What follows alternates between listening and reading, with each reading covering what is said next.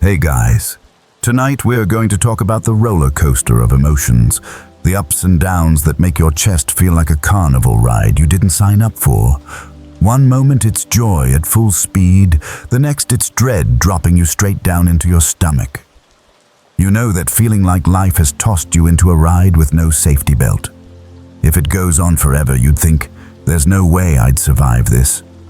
But here's the good news. There's another way to ride. One that's steady, calm, and deeply freeing.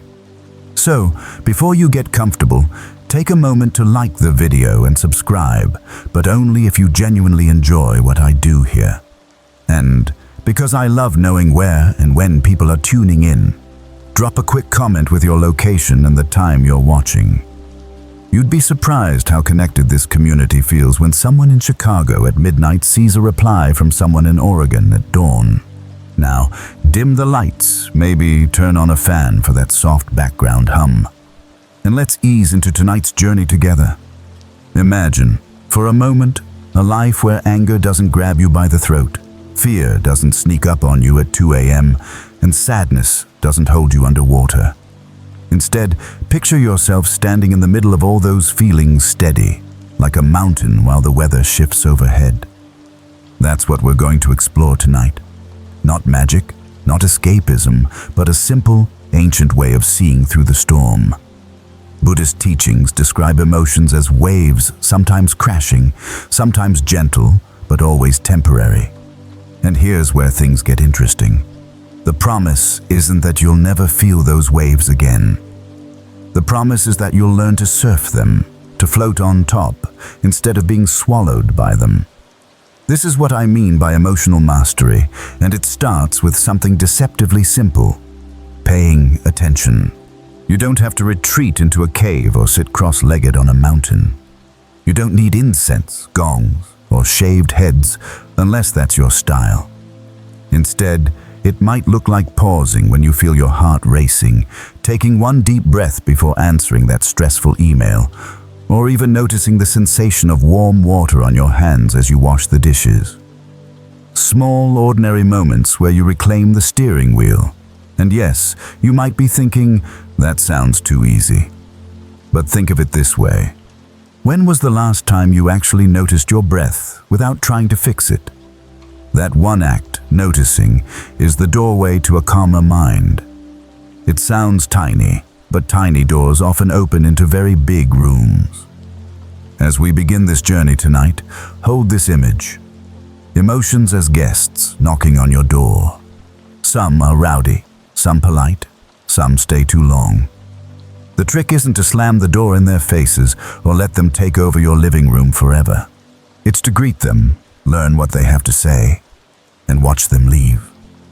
That's the heart of what you'll find in Buddhist wisdom, a softer, steadier way of being with yourself. Now, let's step into the first teaching together, promise of mastery. Imagine waking up tomorrow and realizing you don't have to wrestle with your feelings anymore. Not because they disappeared, but because they've lost their power to drag you around. Anger shows up. You nod politely. Fear knocks. You see it, but it doesn't own you. Sadness lingers.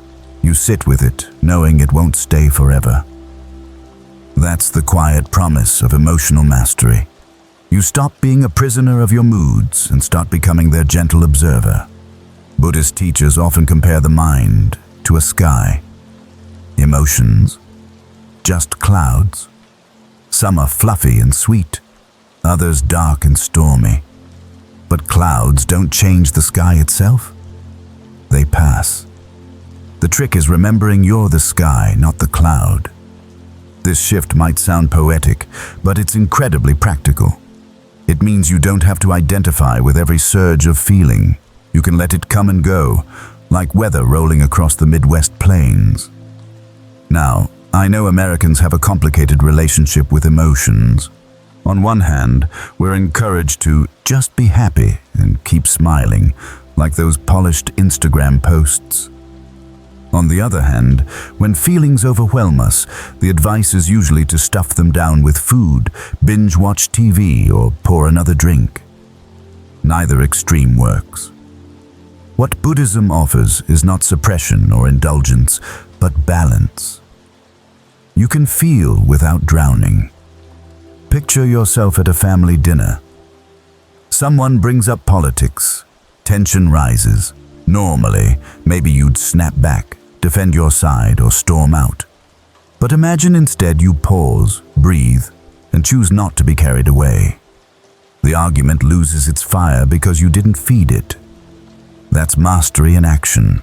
Not control like a drill sergeant, but freedom like a skilled surfer reading the waves. And here's the secret. You don't need years of monastic training to touch this freedom. The very act of noticing your emotions in real time plants the seed. Think about the last time you were cut off in traffic. Did you notice how your body reacted? The clench in your jaw, the heat in your chest before you cursed under your breath. That microsecond of awareness is already a victory. The more you practice, the bigger that space grows, until you can choose your response instead of being yanked around by your impulses. This isn't about becoming emotionless either. Quite the opposite. It's about feeling fully without being controlled. You'll laugh more, not less. You'll still cry at a movie when the dog dies. Sorry, spoiler alert, but you'll know that tears don't weaken you. They simply pass through, just as joy does, just as everything does. And yes, sometimes life throws bigger storms. Grief, heartbreak, loss. These aren't small waves, they're tsunamis. Mastery doesn't mean you don't feel them. It means you learn to float, even when the water is rough. You know, deep down, that the storm will pass and the sky, the real you, remains untouched. So the promise of mastery isn't perfection. It isn't never feeling sad or angry or afraid again.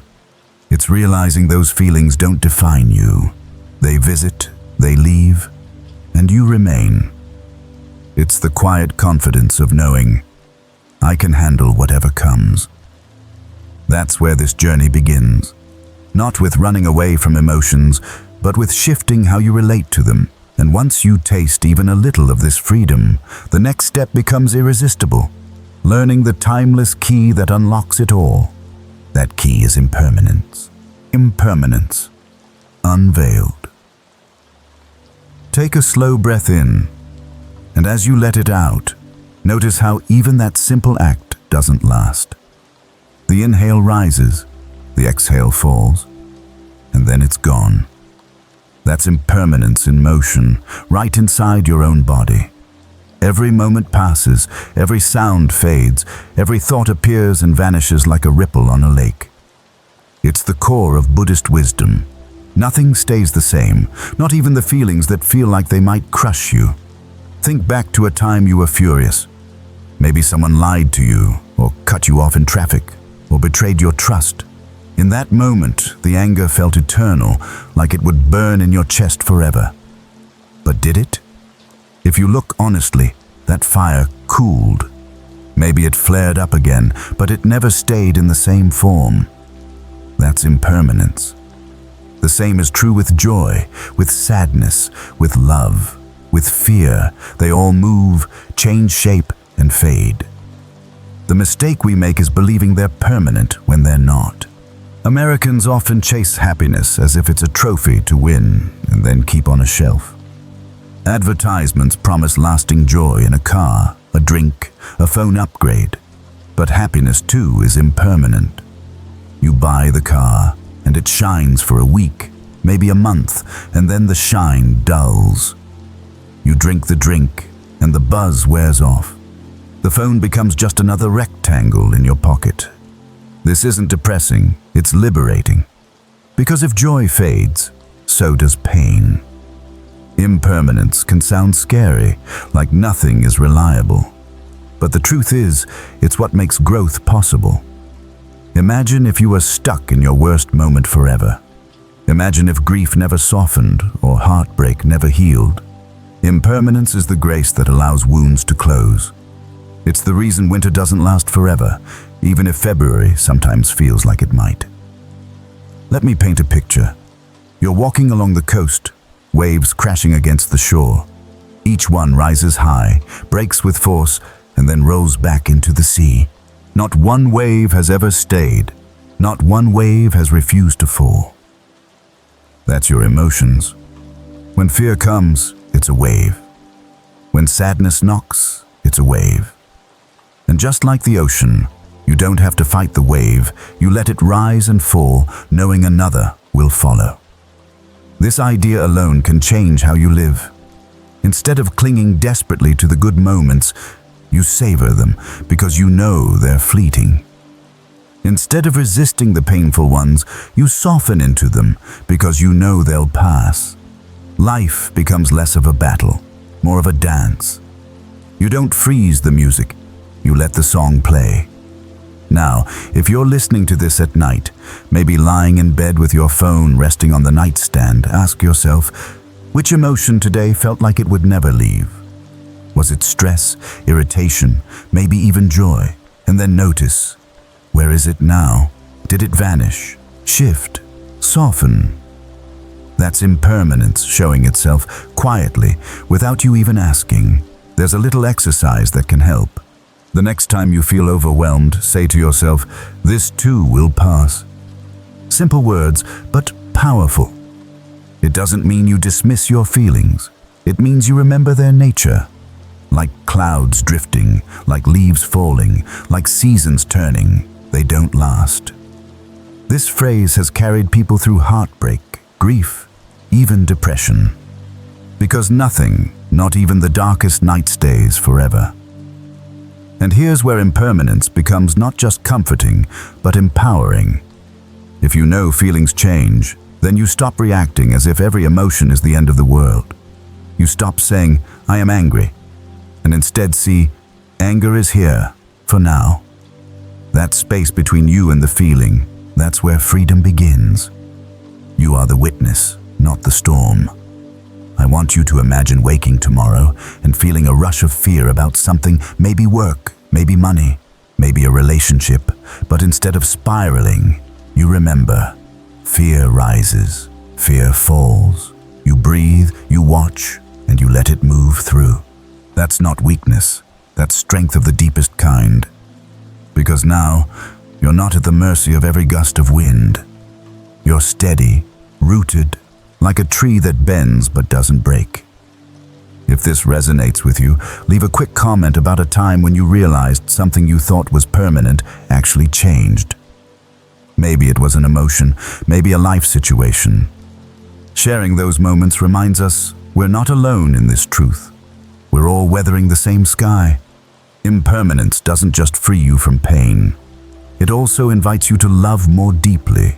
Because when you know moments are fleeting, you treasure them. You hold your child's hand a little longer. You look at the sunset with more attention. You laugh with friends as if it might be the last time. Impermanence isn't a thief. It's a teacher, reminding us to wake up to the beauty already here. And yet, knowing impermanence isn't enough. The mind still resists, still clings. That's where mindfulness comes in. If impermanence is the truth, mindfulness is the practice that lets you live it. It's how you notice the breath, the thought, the feeling, and watch it change without grasping. It's how you train your awareness to stay steady while the waves roll. So, as you rest here tonight, let impermanence settle into you. Let it loosen your grip on what was and soften your fear of what's next. Because the next step in this journey takes us even deeper into the art of mindfulness, the practice that turns this wisdom into lived experience. And once you taste it, you'll see how ordinary moments become doorways into freedom. Take a gentle breath and notice what's happening right now. Maybe the air feels cool as it enters your nose. Maybe your chest expands and falls. Maybe you catch the faint hum of a fan or the street outside. That simple act of being awake to the present moment is mindfulness. It sounds small, almost too small to matter, but it's the foundation of emotional freedom. Without it, we're swept away by thoughts, carried off by feelings, reacting before we even know what's happening. With it, we have a pause button, a way to step back, breathe, and choose. Mindfulness isn't exotic. You don't need incense or temples or to sit cross-legged until your legs go numb. In fact, it's probably something you've done by accident. Have you ever watched the rain on a window and forgotten your worries for a minute?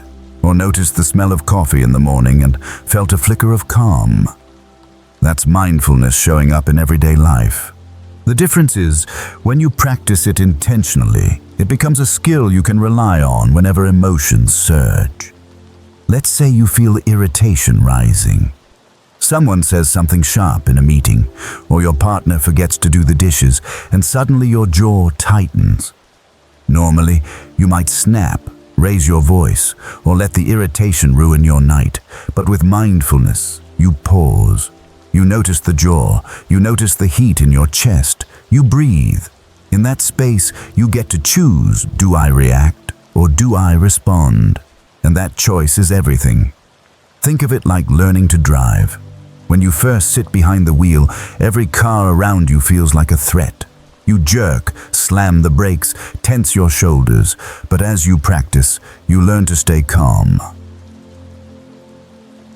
You see the traffic without panicking. That's mindfulness. Life is the road, emotions are the traffic, and mindfulness is what lets you navigate without crashing. Now, I want to be clear. Mindfulness doesn't mean shutting down your emotions or pretending everything's fine. It means meeting your feelings with curiosity instead of judgment. Instead of thinking, I shouldn't feel this way, you think, interesting, anger is here. What does it feel like? Where does it sit in my body? That gentle noticing loosens the grip emotions have on you. Suddenly, you're not drowning in anger. You're studying it, and when you study it, it loses its power. You can practice mindfulness in small ways.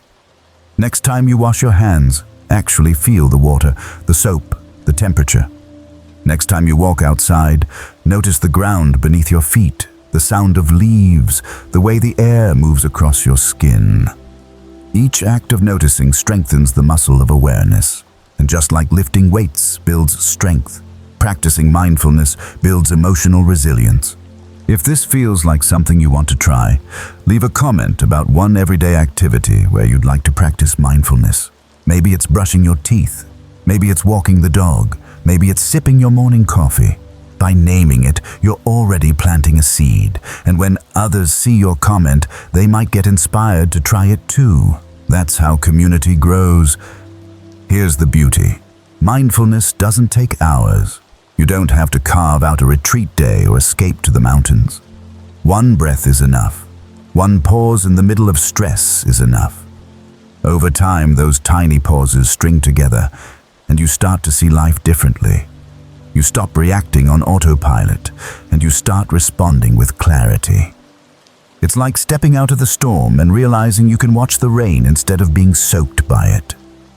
I know some of you might think, that sounds nice, but I don't have time. And that's exactly why mindfulness matters. It doesn't add to your schedule, it changes how you move through what's already there.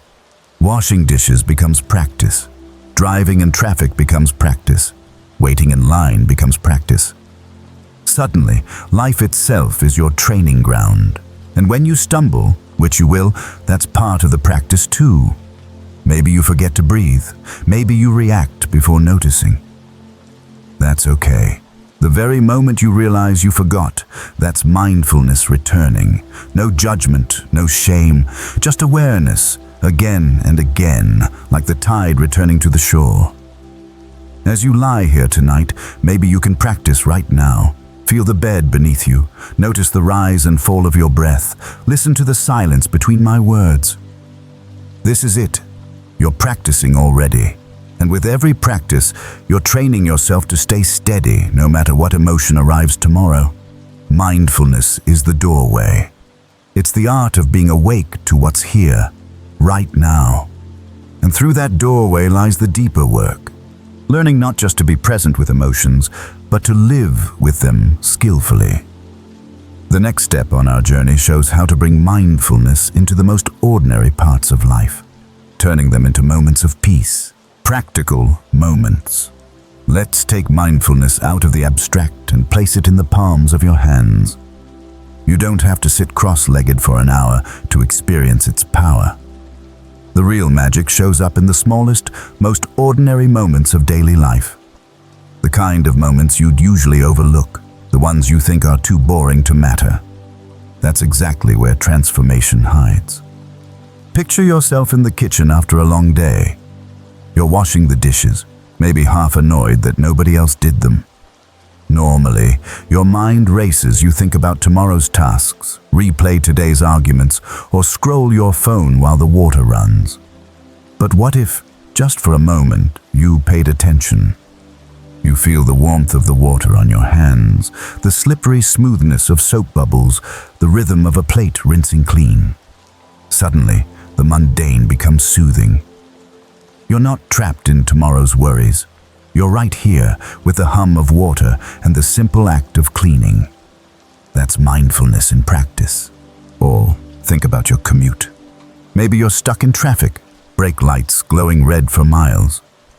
Usually, that's a recipe for irritation, tapping the steering wheel, cursing under your breath.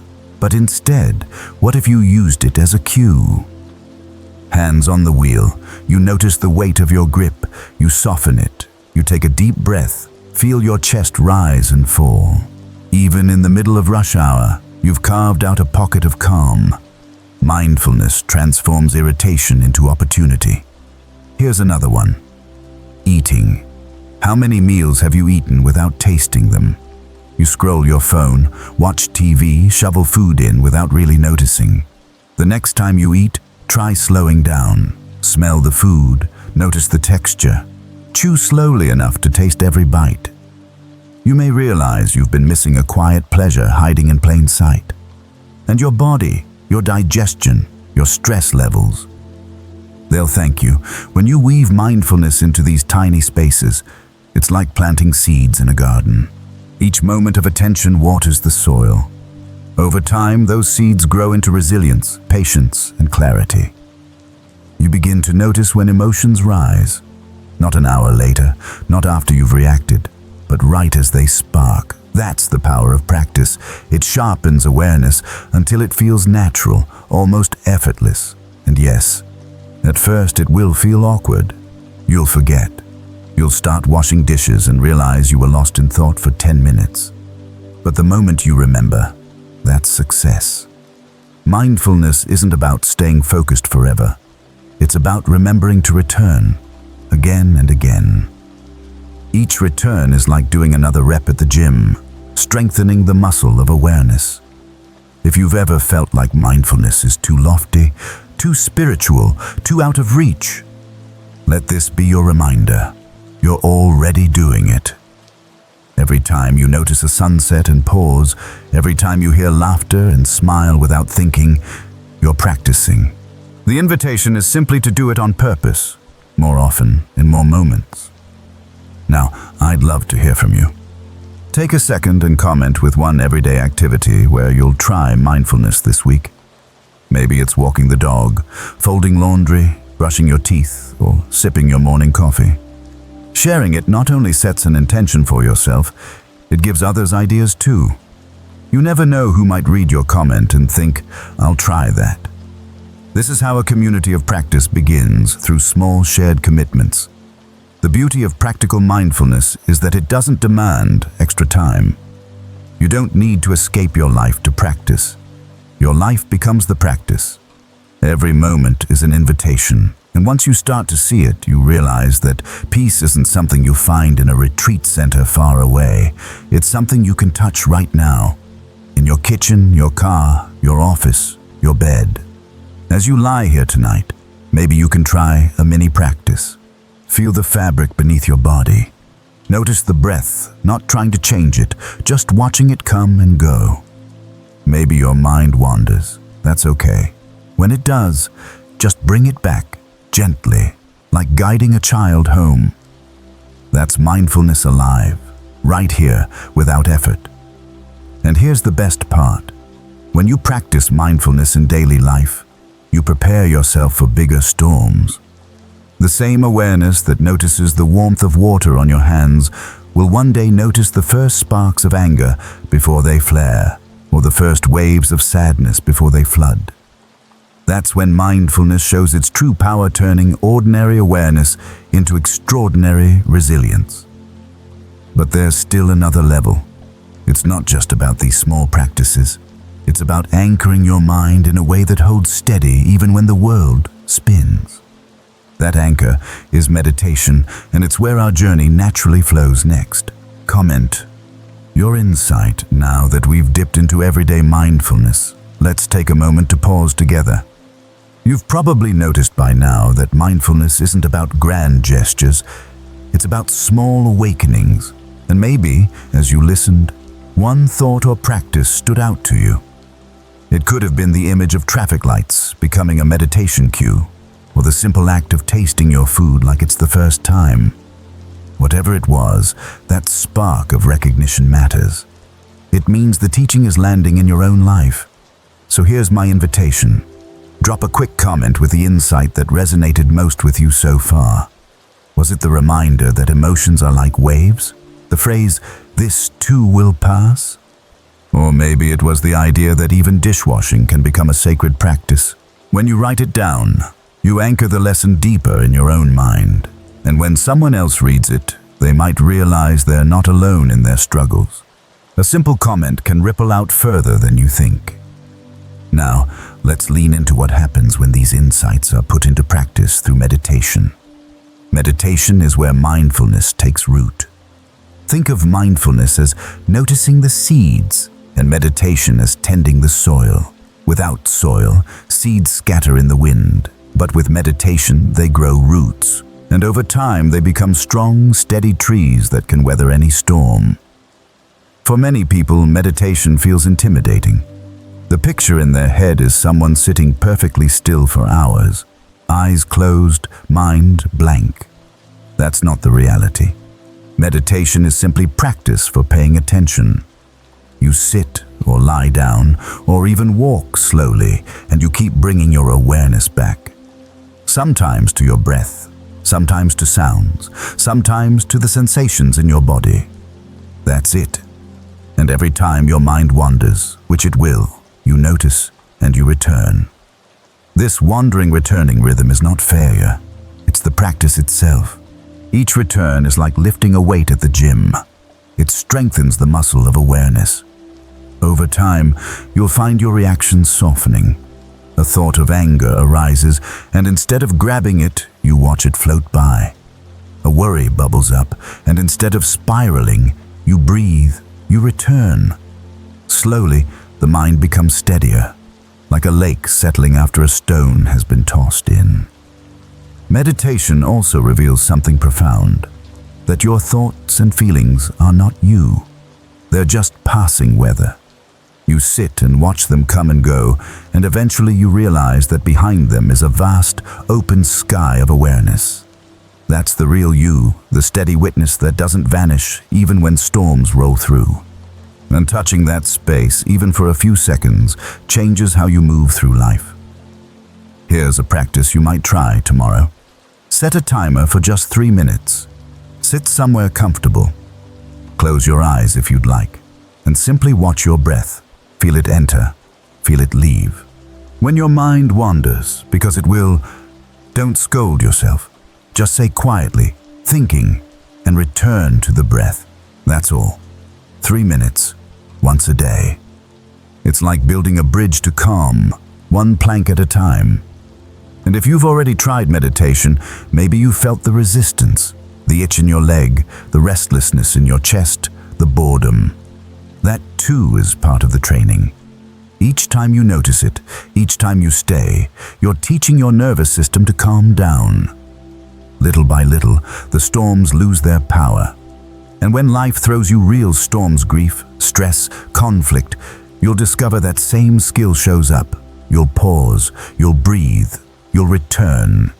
If you've ever had a meditation moment that surprised you, maybe a flash of calm you didn't expect, or the simple realization that you could sit still for a few minutes, share it in the comments.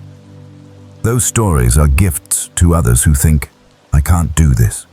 When they hear your experience, They'll know they're not alone, and they'll try again. As you rest here tonight, let's do a short practice together. Feel the weight of your body supported.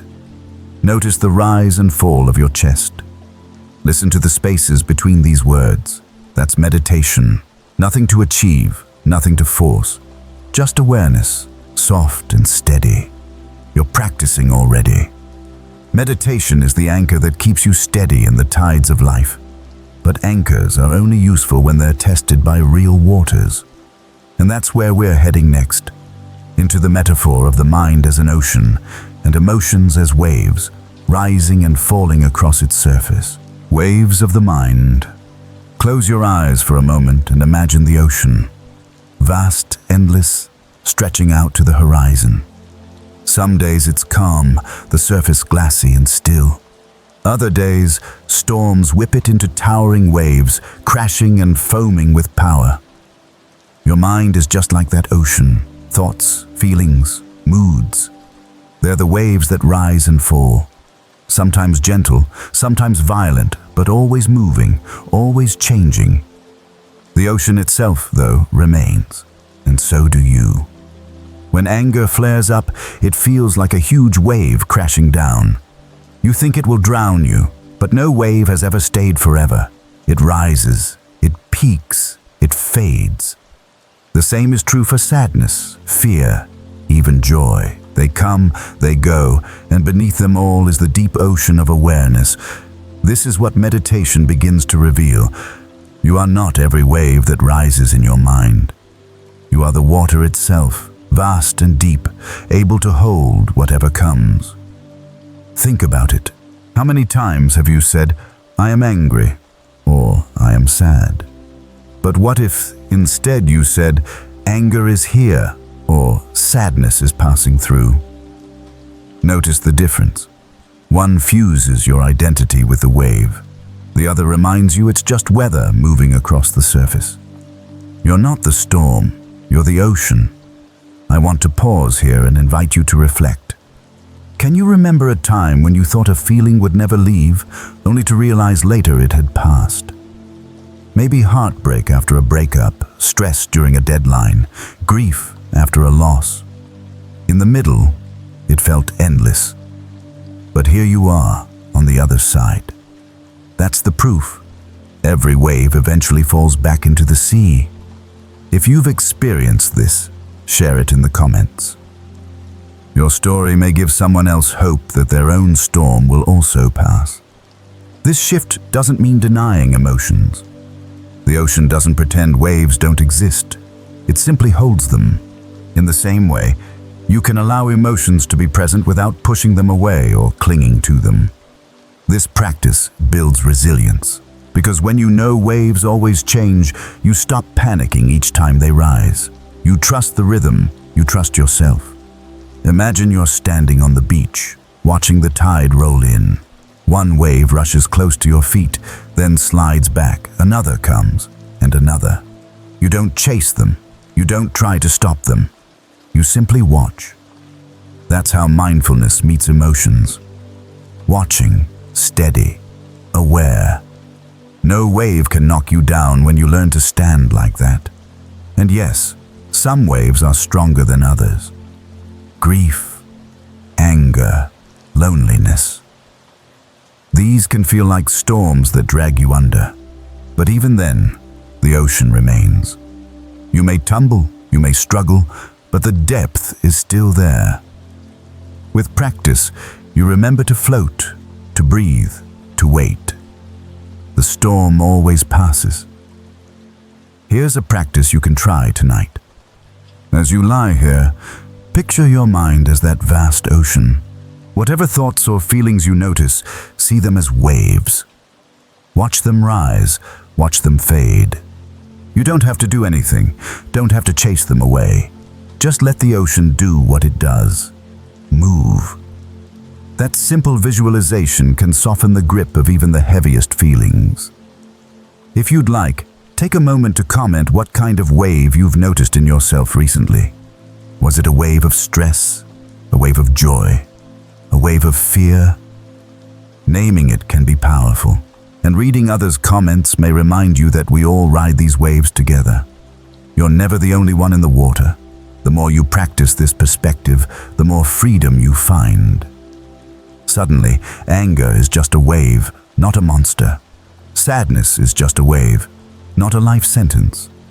Even joy, precious as it is also just a wave, so you savor it, knowing it too will pass.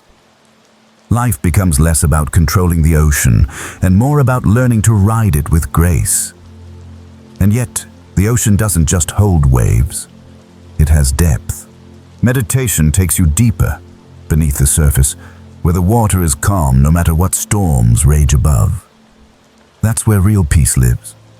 And that's where we're heading next, as we explore meditation as the anchor that keeps you steady in every tide. Meditation. Anchor. Picture yourself sitting quietly, the world buzzing on outside, yet inside you are still. This is meditation, the anchor that steadies you in the rolling tides of life. When you meditate, you're not trying to erase thoughts or force silence. You're training the mind to return again and again to the present. Each return is a tether, a rope, an anchor dropped into calm waters beneath the waves. At first, meditation feels strange. Your mind races, your leg itches, you remember errands, bills, tomorrow's meeting. You may think, I can't do this, but that's exactly the point. Meditation isn't about stopping the thoughts. It's about noticing them, watching them drift by, and gently coming back. One breath, one moment, one return. It's in the returning that strength is built. Just like lifting weights at the gym, each time you bring your mind back, you grow stronger in awareness. Think of the breath as your anchor. The inhale arrives, you notice. The exhale leaves, you notice. The mind drifts, and you return to the breath. Simple, steady, real. Over time, you begin to see that no matter how stormy the waves on the surface, there's always this anchor waiting, right here in your chest. You can touch it any time. Imagine you're in the middle of conflict, your boss criticizes your work, or your partner raises their voice. Normally, you'd flare up, react, defend. But with meditation practice, something different happens. You take one breath, maybe two, and that anchor steadies you. You respond instead of reacting. The storm still rages, but you are not swept away. That's the gift meditation gives. A pause that can change everything. There are many forms of meditation, but one that shines in Buddhist practice is loving kindness, also known as metta bhavana. In this practice, instead of focusing only on the breath, you repeat phrases of goodwill. You start with yourself. May I be safe? May I be healthy? May I be at peace? Then you extend it to someone you love. May they be safe. May they be healthy. May they be at peace, and then, step by step, to strangers, to difficult people, even to all beings, everywhere. It might sound lofty, but when you practice, you feel the heart soften, you feel connected, and when life challenges you, that reservoir of kindness becomes part of your anchor. If you've ever tried meditation, or if this loving kindness practice feels new and intriguing, let me know in the comments. Just write one simple phrase that resonates with you, like, may I be at peace, or may they be safe. When we share these phrases together, it's like creating a collective ripple of kindness that stretches farther than we can see. One of the most beautiful things about meditation is how portable it is. You don't need equipment, you don't need hours, you just need yourself and a willingness to notice. Waiting in line, sitting on a bus, lying in bed, you can anchor in any of those places. Meditation is less about where you do it, and more about remembering to return. And yes, some days will feel messy. You'll sit down, and instead of calm, you'll feel restless, impatient, flooded with thoughts. But here's the truth. That's meditation too. showing up, sitting with whatever arises, not running away. Each session is like dipping into the ocean. Some days the water is rough, some days it's calm. Either way, you're learning to swim. Tonight, as you listen, try a taste. Close your eyes if you like. Feel the breath entering, leaving. Picture yourself dropping an anchor deep into the still waters within. Whatever thought drifts by, let it pass. Keep your attention lightly on the anchor of breath. Even 30 seconds of this practice can leave a mark of calm on your whole body. The more you return to this practice, the more you'll notice it showing up in daily life. Suddenly, a pause appears before your anger erupts. A breath steadies you before anxiety takes over. Meditation builds a steady ground beneath your feet. And once you feel that ground, you start to see how much lighter life can be. Meditation anchors you in the present, but it also reveals a deeper truth. That life itself is fleeting, that clinging to waves only pulls you under. To go further, we need to explore the next step of the path, non-attachment, the art of letting go. It may sound like giving up, but it's really the key to freedom. Metta Bhavana. Now that you've felt the steady anchor of meditation, let's expand it into something even more powerful. Loving kindness. In the Buddhist tradition, it's called Metta Bhavana, which simply means cultivating love. Not the romantic kind, not the Hallmark card kind, but a boundless goodwill that begins with yourself and radiates outward. Think of it like lighting a candle. First you light your own flame, then you touch it gently to another, and another, until the room glows with warmth. Start with yourself. That may feel awkward at first, maybe even selfish, but it isn't. You close your eyes, breathe, and silently repeat, "May I be safe. May I be healthy. May I live with ease.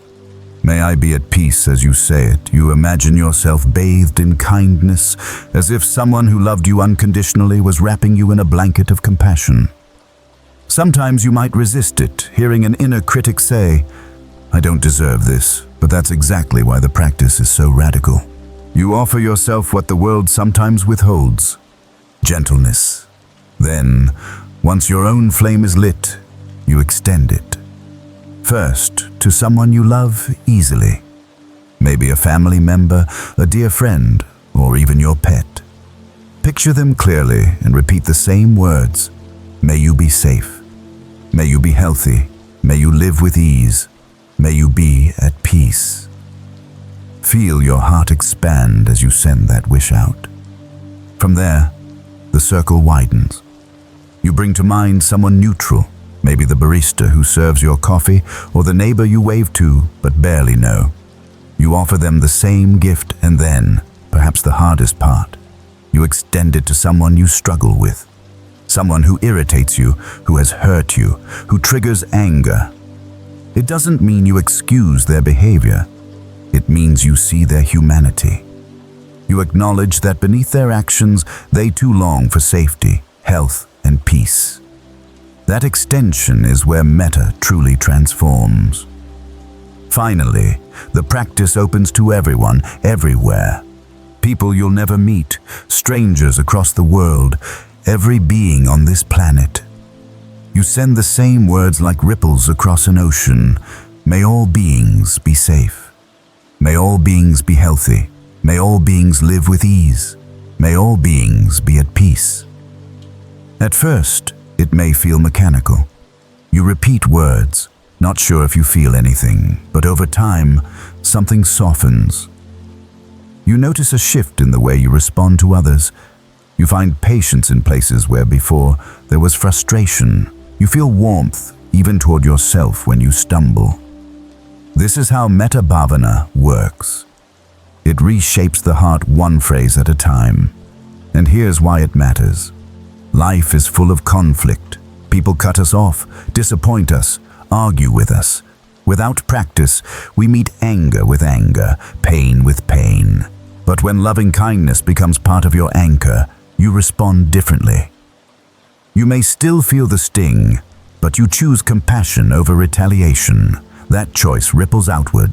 One act of kindness, one softened reaction, can change a whole relationship, even a whole community. Take a moment right now. Whisper a phrase to yourself.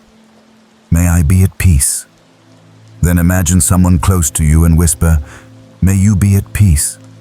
Notice how even saying it shifts something in your chest, loosens the tightness. That's the practice alive in you already.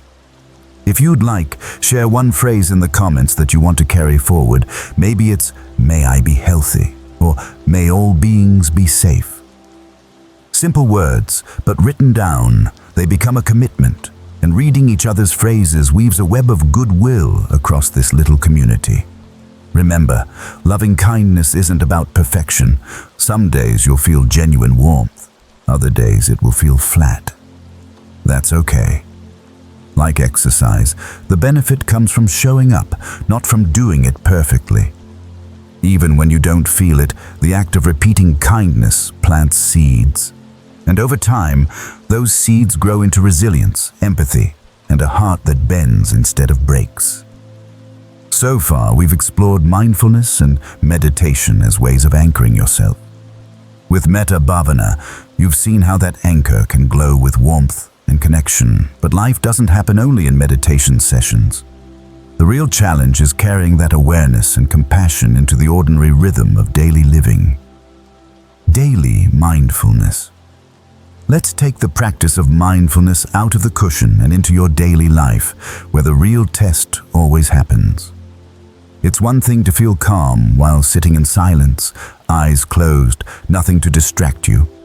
It's another thing entirely to remember your breath when the kids are yelling, your inbox is overflowing, or the sink is piled high with dishes. But that's the point. Life itself becomes the training ground. Every ordinary moment is an invitation to wake up. Think about walking. Most of us walk on autopilot, rushing to the next task, mind somewhere else entirely.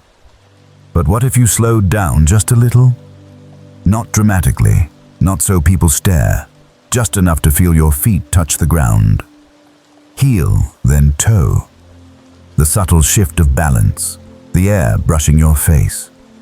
Suddenly, walking becomes meditation. Each step is an anchor to now. Eating is another perfect doorway. Instead of inhaling lunch in 5 minutes while scrolling on your phone, you could pause and actually taste the food. Notice the texture, the flavor, the warmth. Chew slowly, breathe between bites. Eating like this doesn't just nourish your body. It calms the nervous system, lowers stress, and makes gratitude bloom. Every meal becomes an opportunity to practice presence. Conversations, too. So often, while someone is speaking, we're not really listening. We're planning our reply, rehearsing our defense, or drifting away entirely. But mindful listening is different. You give full attention, eyes steady, ears open, heart soft. You don't rush to fix or argue, you just hear. And in that space, connections deepen. People feel seen, valued, respected. That's mindfulness in action. Even chores can become practice. Washing clothes, folding laundry, vacuuming the floor, these tasks are often dismissed as boring, but they can be grounding. Feel the texture of fabric, the rhythm of folding, the sound of the vacuum humming. Instead of rushing through, you rest inside the task. Suddenly, chores are not obstacles to life. They are life itself. You don't need extra time to do this. That's the beauty. You're already brushing your teeth, driving to work, washing dishes. All you're doing is changing how you meet those moments. Presence instead of autopilot. Awareness instead of distraction. Over time, this shift builds resilience in the same way muscles grow from daily use. Small repetitions, ordinary moments, extraordinary impact. Take a second now to think of one daily activity where you could bring mindfulness this week. Maybe it's drinking your morning coffee, walking your dog, or even just the act of unlocking your front door. Write it down in the comments. Naming it turns it from an idea into an intention, and when others read your choice, it might spark their own. That's how community practice begins, with small, shared commitments. Now, it won't always be easy. Some days, you'll forget entirely. You'll rush through meals, scroll through conversations, and fall back into old habits. That's okay. The practice isn't about never forgetting. It's about remembering again and again. Each time you catch yourself drifting, that's mindfulness returning. No judgment, no shame, just return. And when you do remember, something shifts. Stress softens, patience stretches, joy sneaks in. A simple walk becomes refreshing.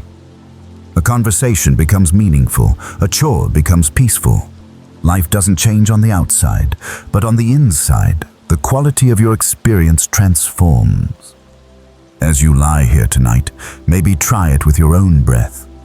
Notice the coolness of the inhale, the warmth of the exhale. Notice the rise and fall of your chest. It's the most ordinary act in the world, yet when you pay attention, it becomes extraordinary. That's the secret, hidden in plain sight. Peace is already here, woven into the fabric of your daily life. And this is just the beginning.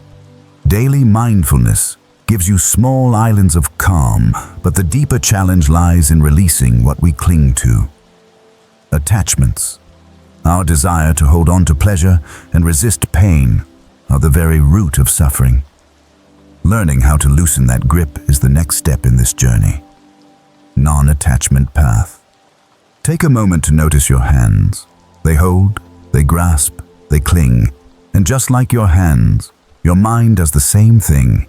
It clings to what feels good and pushes away what feels bad. This grasping and resisting is what Buddhism calls attachment. It seems natural, we all do it, but here's the twist. Attachment is the root of suffering.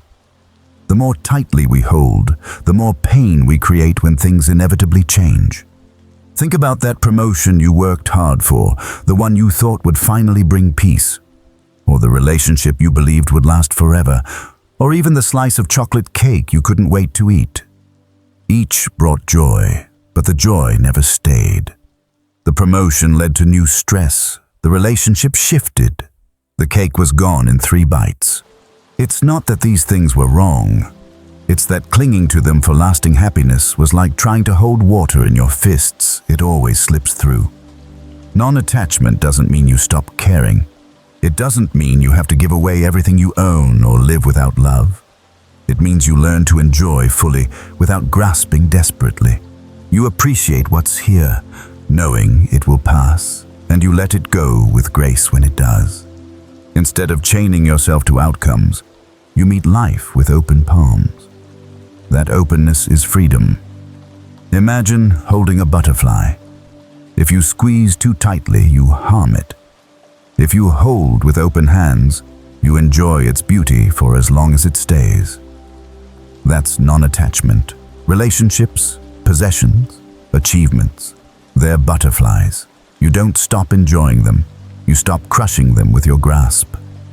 This isn't easy in a culture that celebrates ownership and permanence. Advertisements tell you to lock down happiness, buy the house, keep the body young, secure the perfect partner. But reality doesn't work that way. Everything shifts, everything moves. Learning non-attachment is like learning to surf change instead of fighting it. Try this reflection. Think of something in your life you've been gripping tightly. A job, a person, a plan. Ask yourself, what would it feel like to loosen my grip just a little? Not to abandon it, not to stop caring, but to soften. Notice how your body responds to even imagining that shift. Sometimes letting go feels like relief. If you're comfortable, share in the comments one area where you're practicing loosening your grip. It might be small, like being less rigid about your schedule, or big, like learning to release an old expectation. Your words might inspire someone else who's holding too tightly to take their first step toward freedom. Non-attachment doesn't mean numbing yourself. You'll still love, laugh, cry, and celebrate. In fact, you'll feel more alive. Because when you stop clinging, you stop living in fear of loss. You love without demanding permanence. You enjoy without demanding forever. And that paradoxically makes each moment sweeter. Think of it this way. A sunset is beautiful precisely because it fades. A song moves us because it ends. The fleeting nature of life isn't a tragedy, it's what gives life its richness. Non-attachment teaches us to savor without holding, to let life flow without trying to freeze it. As you rest here tonight, try a small practice. Picture something you love. Then whisper silently, "I enjoy you fully, and I let you be free." Notice how your body softens with those words. That's the taste of non-attachment, gentle, spacious, liberating. And yet, as freeing as this is, the heart still longs for warmth, for connection. Letting go can feel lonely if it isn't balanced with something else. That balance is compassion, the radiant quality that allows us to hold others with care while holding life itself with open hands. Illusion of control. Have you ever noticed how much of your stress comes from trying to control what can't be controlled? We plan carefully, chase outcomes, set expectations, and then feel crushed when reality refuses to cooperate. That's the illusion of control. The belief that if we hold tightly enough, everything will bend to our will. But life doesn't work that way. People change. Circumstances shift. Emotions rise and fall like the tide. The more we grip, the more we suffer when things inevitably slip through our fingers. Think about the last time you argued with someone because they didn't behave the way you wanted. Maybe it was a partner, a friend, or even a co-worker. In the heat of it, you probably thought, if only they would change, then I'd be okay. But no matter how much we demand, other people's hearts and choices are beyond our command. We can influence, but we can't dictate. And when we forget this truth, frustration blooms. It's the same with outcomes. You put in effort, you prepare, you hope for success. But the outcome always depends on more than just you market forces, timing, luck, the moods of strangers. Clinging to results as if they were guaranteed is like trying to command the weather. The forecast may guide you, but the sky always has the last word. Non-attachment invites a radical shift.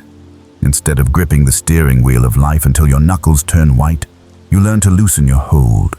You still drive, you still steer, but you stop demanding that every mile unfold exactly as you imagined. You focus on the road right in front of you, not the fantasy of total control. And oddly enough, this letting go doesn't weaken you. It makes you stronger, more resilient, because you no longer shatter when life swerves. Let me give you a picture. Imagine holding a rope in a tug-of-war with life itself. You're pulling, sweating, straining, trying to drag life where you want it to go. But life is stronger. You'll never win that tug-of-war. The moment you drop the rope, something amazing happens. The tension disappears. You're free. Life still moves, but now you move with it instead of against it. That's the essence of non-attachment in action. Now pause for a second and reflect. Where in your life are you pulling too hard on the rope? Maybe it's a relationship you want to fix. Maybe it's a future you're desperate to secure. Maybe it's even an emotion you're trying to push away. If you feel comfortable, share in the comments what rope you're learning to drop. Sometimes naming it is the first step toward loosening the grip. And when others read your words, they may realize they're tugging too, and that they're not alone in the struggle.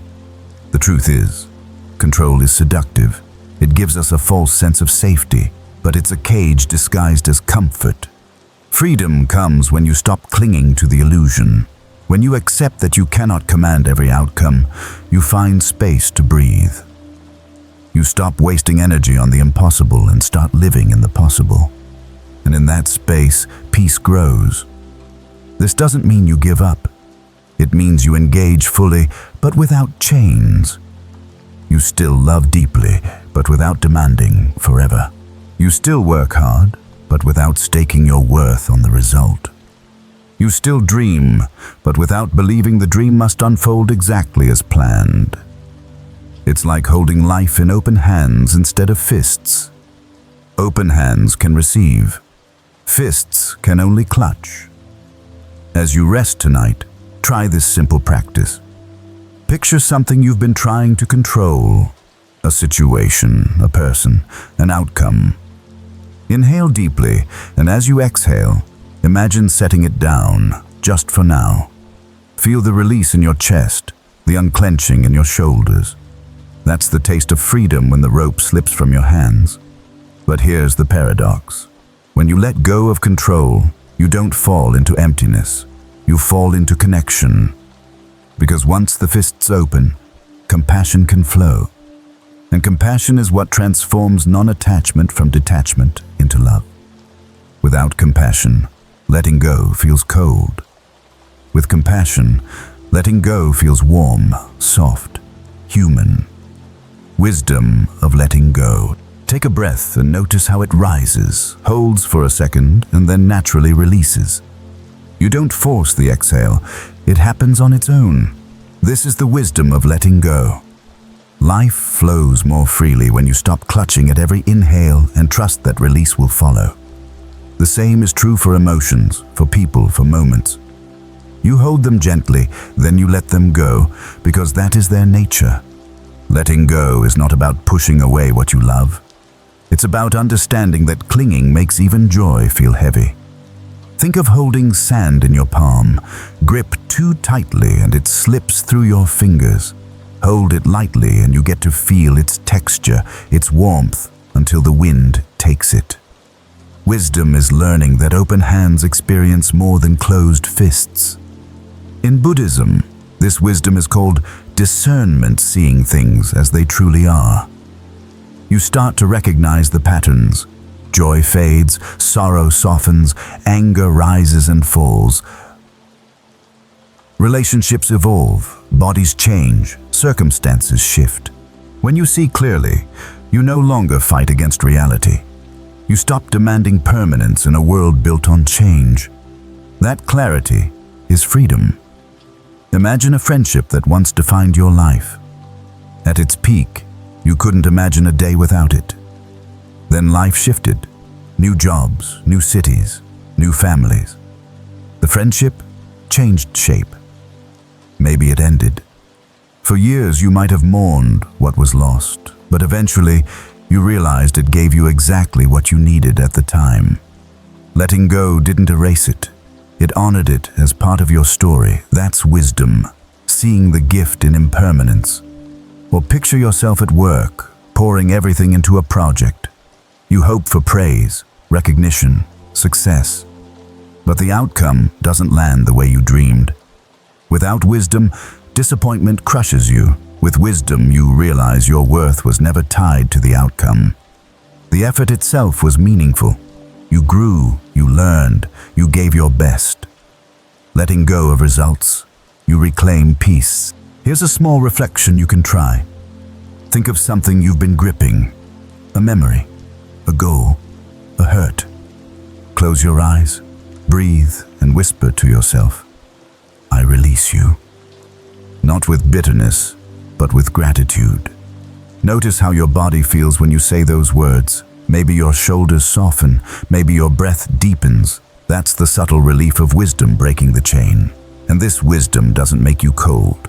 On the contrary, it opens space for compassion. Because when you stop clinging, you stop fearing loss.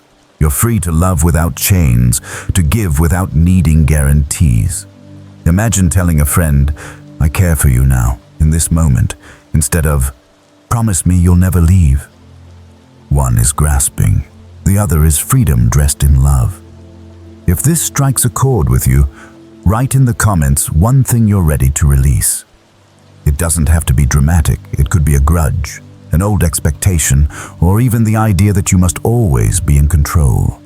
By sharing, you're not only declaring it for yourself, you're giving courage to others who might be holding the same weight. Letting go takes practice. Sometimes you'll loosen your grip and then find yourself clinging again. That's okay. Wisdom grows slowly, like a tree deepening its roots. Each time you notice and release, even for a moment, you strengthen your capacity for peace. And one day, you'll look back and realize the things that once controlled you no longer hold power. As you lie here tonight, feel your breath again. Inhale, exhale. Each release is a teacher. You don't control it, you don't cling to it, you simply allow it. Life wants to move through you the same way. Wisdom is trusting that process, even when you don't know what comes next. Letting go with wisdom transforms non-attachment into something warm and human, but the heart still needs nourishment. It needs compassion to balance clarity, kindness to soften freedom. And that's where we're headed next. Into the light of compassion, the force that turns wisdom into love. Compassions. Imagine walking down a dark road at night. No streetlights, just shadows stretching out on either side. You feel uneasy, unsure of every step. Then suddenly, someone appears holding a lantern. The road doesn't change, the shadows don't vanish, but everything feels different because there's light. Compassion is that lantern for the heart. It doesn't erase suffering, but it changes how we travel through it. In Buddhist teaching, compassion isn't just a virtue, it's a practice. It's the decision to meet pain, yours or someone else's, not with judgment or fear, but with understanding. When you say, "This hurts, and I will meet it kindly," you're already transforming suffering into strength. Compassion is soft, but don't mistake it for weakness. It's one of the most powerful forces we can cultivate. Start with yourself. How often do you criticize your own heart? Maybe you think, "I should be stronger. I shouldn't feel this way. I'm failing." Those words carve deep grooves of shame. Compassion turns them around. It whispers, "You are human. You're allowed to struggle. You're worthy of kindness." It's not about excusing mistakes. It's about recognizing your own humanity. Without self-compassion, the path feels harsh and lonely. With it, you can breathe. Then, compassion extends outward. Think of a time someone showed you kindness in a moment you didn't deserve it. Maybe you lost your temper and they forgave you. Maybe you failed and they encouraged you anyway. That memory shines, doesn't it? It sticks because compassion has a way of softening the hardest walls. When you practice it for others, you become that lantern bearer on someone else's dark road. And compassion doesn't have to be grand. It can be as simple as listening without interrupting, holding the door for someone with arms full of groceries, smiling at a stranger who looks exhausted. These small acts ripple farther than you'll ever see. Compassion is viral in the best way. It spreads silently, reminding people that connection is still alive in this world. Now, pause with me. Place a hand on your chest, feel the rise and fall of your breath, and whisper, "May I be kind to myself?" Say it again. Then think of someone close to you, maybe a friend or family member, and whisper, "May you be kind to yourself." This tiny practice softens the edges of your day. It doesn't take more than a breath, but it plants a seed that grows into resilience. If you'd like, share in the comments one simple act of compassion you've given or received recently. Maybe a stranger let you merge in traffic, or a friend checked in on you without being asked. Sharing these stories reminds us all that kindness isn't rare. It's happening everywhere, every day. And reading them might inspire someone else to act kindly too. Compassion also changes the way we deal with pain that feels unbearable. When grief hits, or anger flares, or fear grips your chest, the instinct is to resist, to shove it away, to tighten, but compassion leans in. It says, "This is hard. I see you." Instead of running from the pain, you sit with it gently, as you would with a hurting child. That willingness to stay is what transforms the experience. Pain may not vanish, but it becomes bearable because it's met with love. and compassion fuels resilience. Think of people who endure hardship yet still radiate kindness. They aren't unscarred, they're softened by compassion. It allows them to bend without breaking, to grieve without closing, to struggle without losing their humanity. That's resilience born from love. As you lie here tonight, maybe place both hands on your chest and breathe slowly. Imagine a warm light glowing there, soft and steady. Each breath makes it brighter. That light is compassion. It's already inside you, waiting to be uncovered. Carry it into your sleep. Let it soothe the edges of your mind. But the journey doesn't end here. Compassion is powerful, but challenges will still arise. Obstacles, both internal and external, will test our resolve. And how we face those obstacles determines whether we stumble or grow. Self-kindness. First, let's begin with the truth that's hardest to swallow. Sometimes the person you are most unkind to is yourself. Think about the voice in your head when you make a mistake, when you fall short, when you feel overwhelmed. It doesn't sound gentle, does it? It criticizes, scolds, compares. You tell yourself you're not enough, that you should be better, faster, stronger. And over time, that voice wears grooves in your heart. Self-kindness is the antidote. It's the practice of treating yourself the way you'd treat a dear friend who's struggling. If your best friend came to you in tears and said, "I messed everything up," you wouldn't say, "You're worthless." You'd probably say, "It's okay. You're human. You'll get through this." That's compassion in action. Yet when it's our own pain, we rarely offer that same softness. Start noticing the language you use with yourself. When you fail, do you say, "I'm such an idiot"? Or do you say, "That was hard, but I'm learning"? When you feel exhausted, do you think, "I should push harder"? Or do you think, "I deserve rest"? Self-kindness doesn't mean letting yourself off the hook for everything. It means balancing honesty with care. It's about correcting without cruelty, guiding without judgment, encouraging without shame. Here's a simple practice. Tonight, place a hand on your heart and whisper quietly, "May I be gentle with myself." Repeat it 3 times. Even if the words feel strange, even if part of you resists, say them anyway. Over time, this kind of repetition reshapes the inner dialogue. The harsh critic softens and a kinder voice takes root. And don't underestimate how radical this is in a culture that glorifies productivity, hustle, and perfection. In America, we're taught to measure our worth by output grades, promotions, income, likes, followers. No wonder the inner critic is so loud. Self-kindness cuts against that grain. It reminds you that your worth isn't a scoreboard. You are valuable because you exist, because you breathe, because you are human. Self-kindness also builds resilience.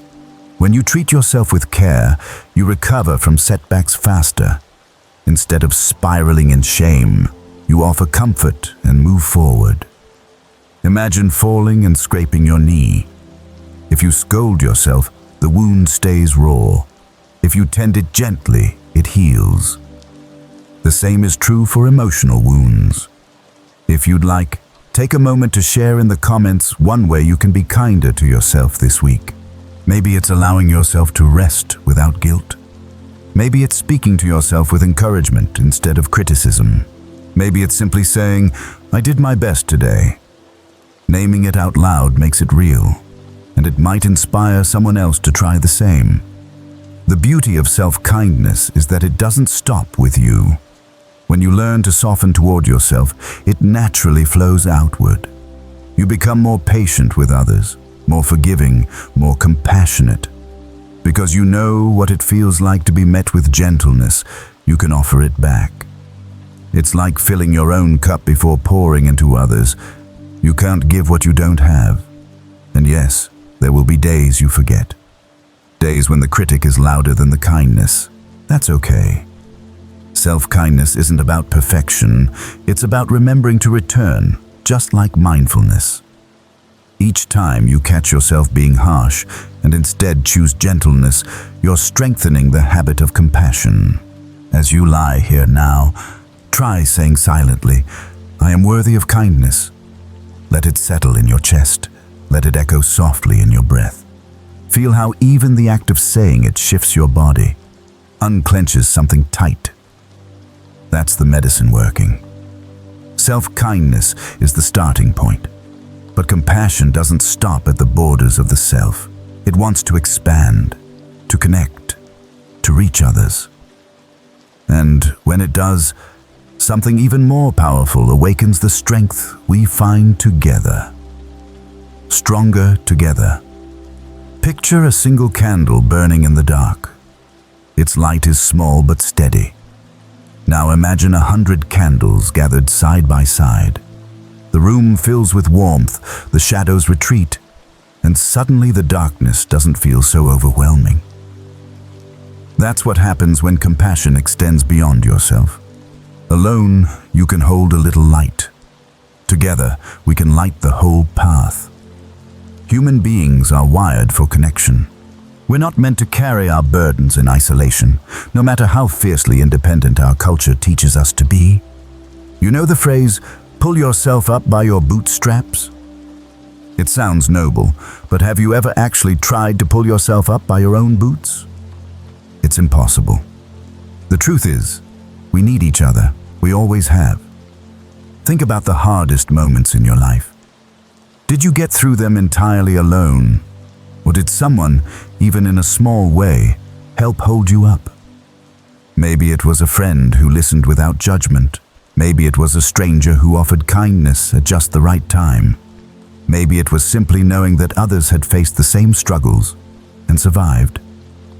That support matters more than we admit. Buddhism has a word for this: Sangha. It means community, a circle of people walking the path together.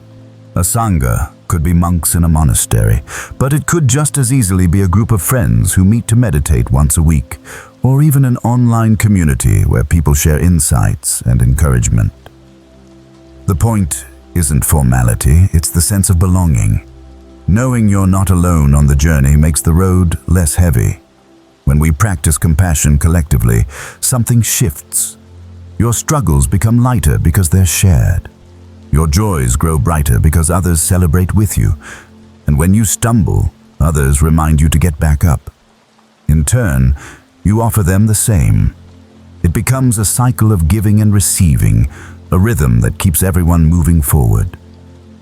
Try this reflection. Think of one person in your life you could reach out to, not to fix their problems, but simply to remind them they're not alone. Maybe send a message that says, "I'm thinking of you," or "I'm here if you need to talk." Small gestures often land the deepest. And if you'd like, share in the comments who you plan to reach out to this week. You don't need to name them, just write a friend, a sibling, a co-worker. Those words might inspire someone else to do the same. Togetherness also builds resilience. One tree standing alone may fall in a storm, but a forest stands strong, roots intertwining underground. When you're part of a community, your roots mingle with others. Their strength becomes yours, and yours becomes theirs. That's why compassion, when practiced collectively, creates not just comfort but power. Even here, listening in the quiet of your room, you're not alone. Somewhere, others are listening to these same words, lying in their own beds, breathing with the same desire for peace. You are part of that invisible circle. Sometimes just remembering that connection is enough to steady the heart. As you lie here, imagine a circle of people around you, each holding a candle. Feel the warmth of their light reaching you. Notice how your own candle joins theirs, making the glow brighter. That's compassion expanding outward, carrying you and carried by you. Stronger together doesn't mean we avoid hardship. The storms still come. But it means we don't face them as solitary figures. We walk side by side, lanterns in hand. And in that togetherness, the impossible becomes survivable and sometimes even beautiful. But community, as powerful as it is, isn't the end of the story. To deepen this path, we must also learn how to face the obstacles that inevitably rise inside and outside us. The doubts, the fears, the habits that keep pulling us back. Obstacles arise. Every path worth walking has obstacles. You've probably felt it yourself. You decide to be calmer, more mindful, more compassionate, and then life seems to test you almost immediately. Someone cuts you off in traffic. A coworker snaps at you. Old habits flare up when you least expect them. It's tempting to think, I must be failing. But in truth, these moments are part of the path itself. Obstacles don't mean you're off track. They are the track. One of the biggest obstacles is self-judgment. You sit to meditate and your mind races, so you tell yourself you're terrible at it. You try to be kind, but you snap in irritation, so you scold yourself for not being good enough. That inner critic can be louder than any outside voice. But Buddhism teaches that this self-criticism is just another wave. It rises, it falls. Meeting it with gentleness instead of shame is already progress. Another obstacle is resistance to change. Even when we want transformation, part of us clings to the familiar. It's why people return to unhealthy patterns, why we repeat the same mistakes. Change means stepping into the unknown, and the unknown is scary. But remember, fear is also a wave. And each time you step forward anyway, no matter how small, you loosen fear's grip. External pressures also test us. Deadlines, financial stress, family conflict, social expectations. These storms can feel relentless. In those moments, mindfulness may seem impossible, compassion out of reach. But here's the secret. It's in those very storms that the practice proves its worth. Anyone can feel calm on a quiet beach. The real training shows itself in the middle of rush hour traffic or when your child is crying at 3 a.m. That's where the path becomes real. Think about the image of a muscle. Muscles don't grow in comfort. They grow when challenged. The same is true for emotional strength. Obstacles are like weights. Each time you lift them, each time you face irritation, sadness, or fear with mindfulness, you grow stronger. Without obstacles, there would be no growth. Take a breath and reflect. What's the biggest obstacle you've faced this week? Was it an emotion, a person, a situation? If you'd like, write it in the comments, not as a confession, but as a way of saying, this is part of my path. Others might see it and realize they are not alone in their struggles. That shared honesty is itself a form of community. Here's the shift. Instead of seeing obstacles as enemies, start seeing them as teachers. Impatience teaches patience. Fear teaches courage. Sadness teaches compassion. When you look back on your life, you'll notice the moments that shaped you most weren't the easy ones.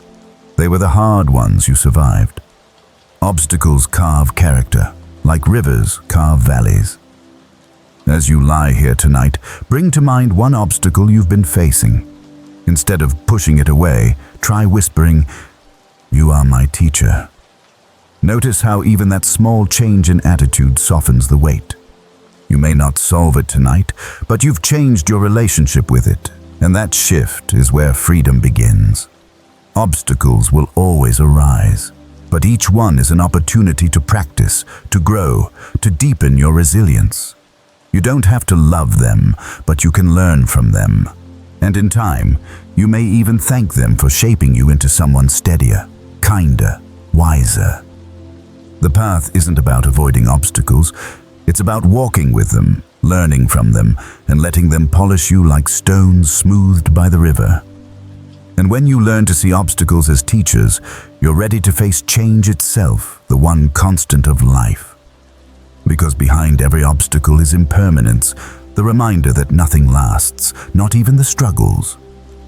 Turning points, Every obstacle holds a choice. You can see it as a wall, something that blocks your way, or you can see it as a doorway, a turning point that leads somewhere new. The challenge is that doorways rarely look inviting. They look like frustration, disappointment, grief. They look like nights when you can't sleep or days when you can't stop worrying. But within each of those moments is a quiet invitation. Change. Think of the last time life threw you into difficulty. Maybe you lost a job, ended a relationship, or faced a health scare. At first it felt unbearable, like the ground had been pulled out from under you. But if you look back now, can you see how it shaped you? Maybe you discovered strength you didn't know you had. Maybe you learned what truly matters. Maybe you found a path you never would have chosen otherwise. Those are turning points, the hidden gifts wrapped inside struggle. Buddhism teaches that suffering is not just something to endure, but something that can wake us up. Pain has a way of breaking our illusions.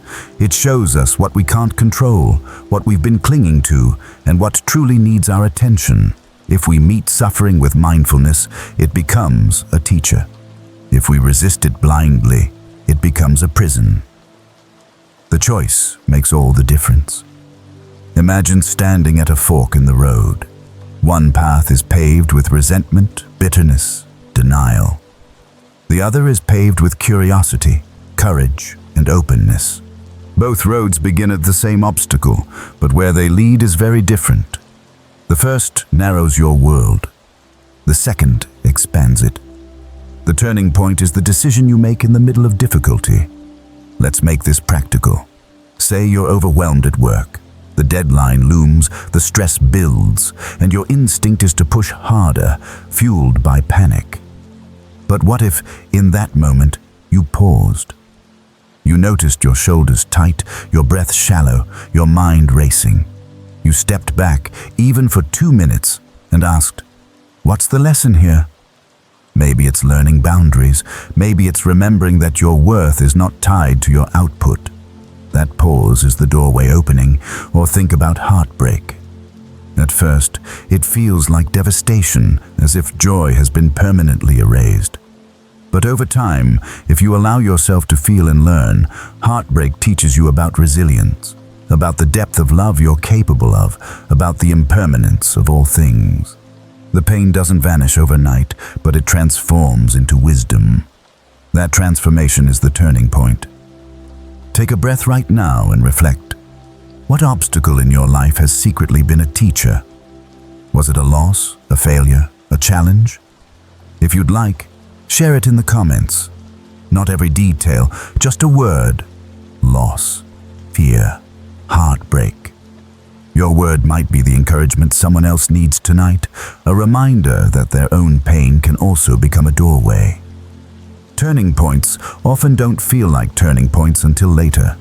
In the moment, they feel like endings. Only with time and reflection do we realize they were beginnings. That's why mindfulness is so important. It helps you notice the doorway even while you're standing in the dark. It gives you the courage to step through without knowing exactly where it leads. And here's the quiet truth. Every breath is a turning point. Every inhale invites you to begin again. Every exhale lets you release the past. You don't have to wait for life-shattering events to practice transformation. You can practice in this moment, right now, by choosing presence instead of distraction, kindness instead of criticism, patience instead of frustration. Each choice bends the path a little, leading you toward freedom. As you rest here tonight, think of one place in your life where you're facing a wall. Now imagine that wall has a door hidden in it. You may not see where it leads, but trust that it opens somewhere. That trust itself is the first step through. Turning points are the moments when pain becomes growth, when endings reveal beginnings, when obstacles turn into opportunities. They are not comfortable, but they are transformative. And once you learn to see them this way, even the hardest nights hold a glimmer of light. From here, the next step is remembering that you don't walk through these turning points alone. Even when it feels solitary, there is always a thread of connection, a reminder that others are walking too. You're not alone. There are moments when life feels unbearably heavy. The room is quiet, yet your mind is loud, spinning with thoughts that whisper, "No one else understands. No one else feels this way." Loneliness is a sneaky teacher. It convinces you that you're isolated, when in truth, every human heart carries struggles just like yours. The details differ, but the longing, the fear, the grief, the hope, those are universal. You are not alone, even when it feels like you are. Picture a city at night, lights glowing in windows across countless buildings. Behind each window is a person, awake with their own worries, their own stories. One might be grieving, another might be celebrating, another simply restless. You can't see them, but they are there, living through the same tides of emotion you know so well.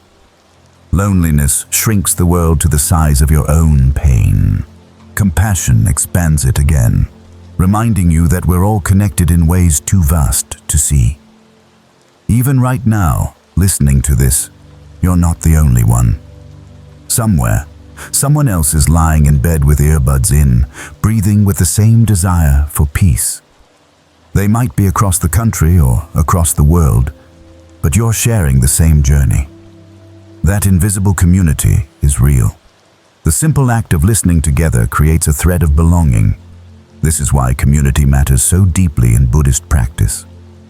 Sangha, the collective of seekers, meditators, ordinary people trying to live with awareness, is considered one of the three treasures of the path.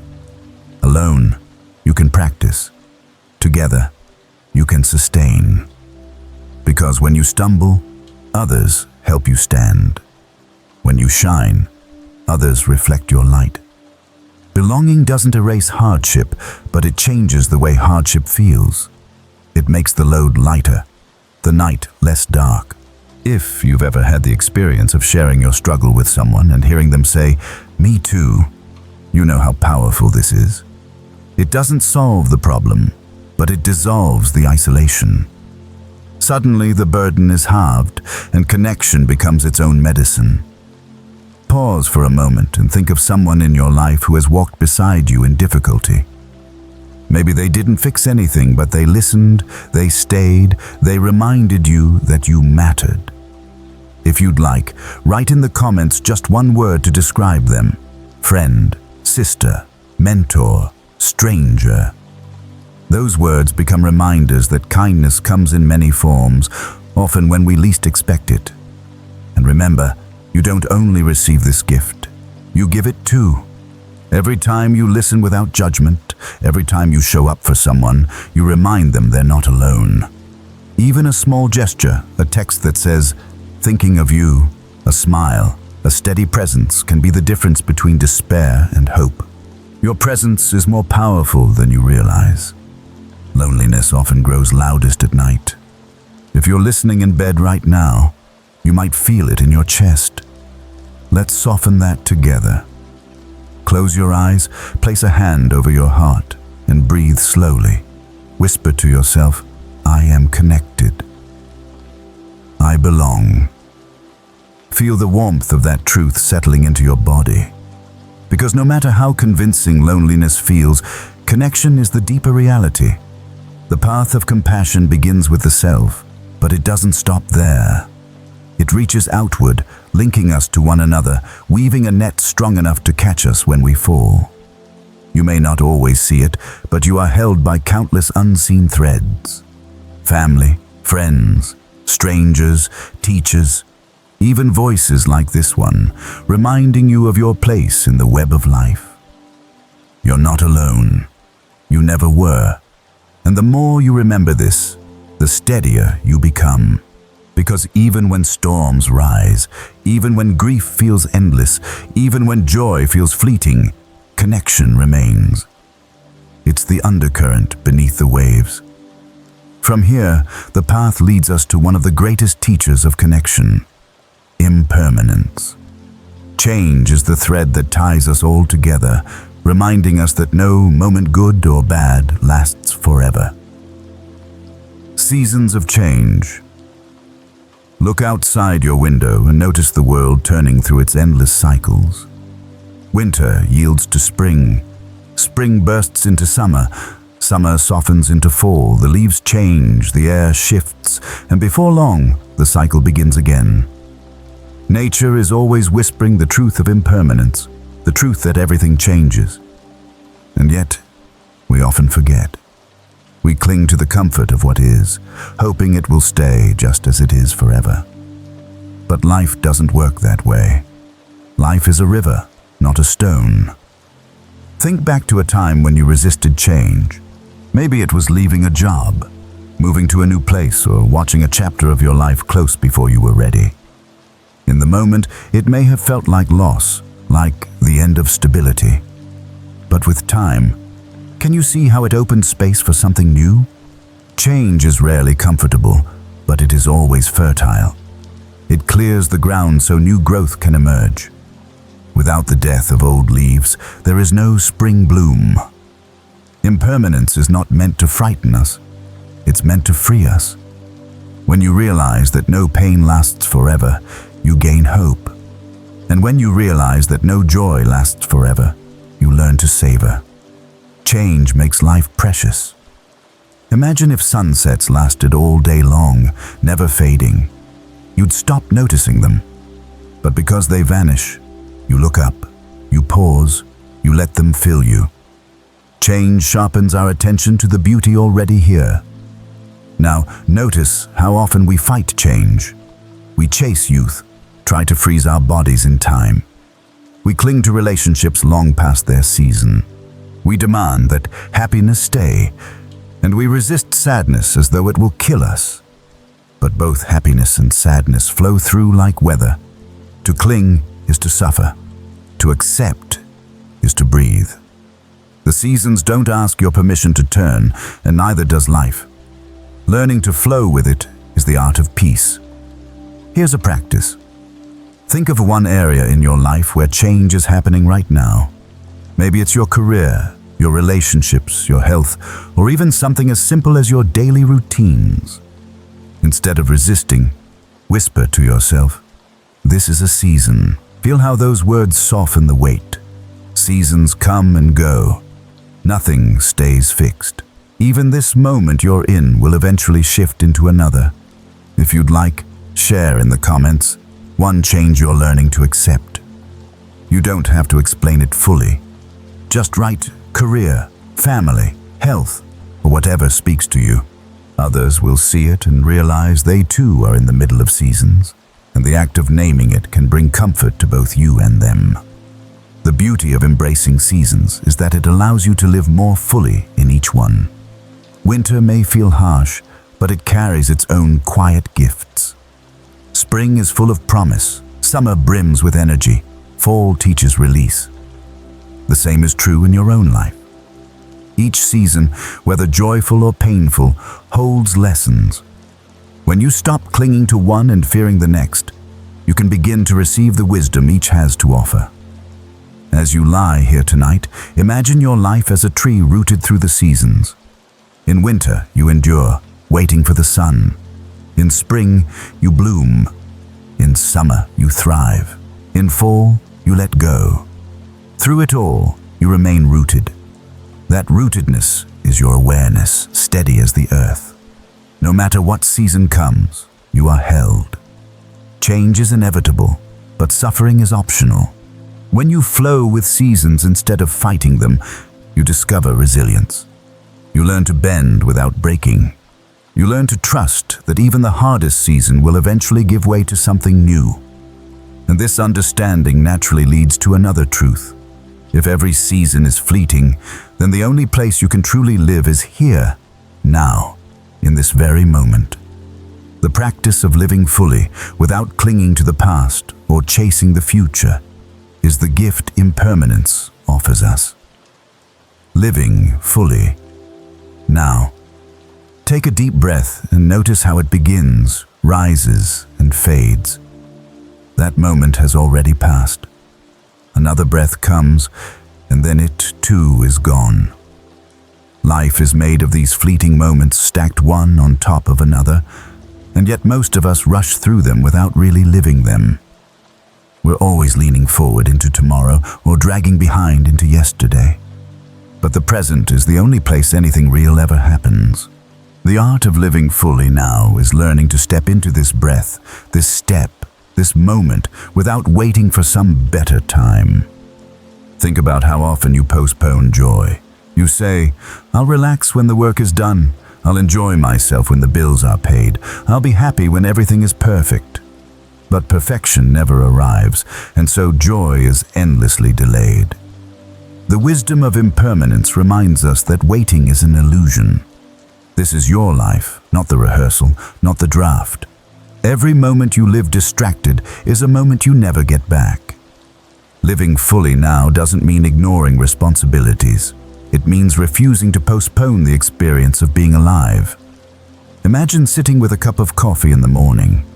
You could drink it while scrolling through news headlines, worrying about the day ahead, and miss the whole experience.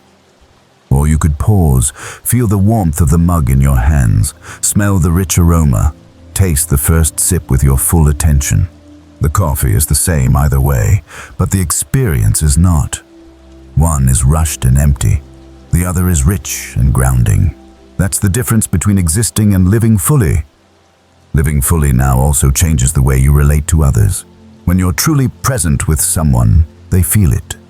You look into their eyes instead of at your phone. You hear not just their words, but their tone, their pauses, their unspoken emotions.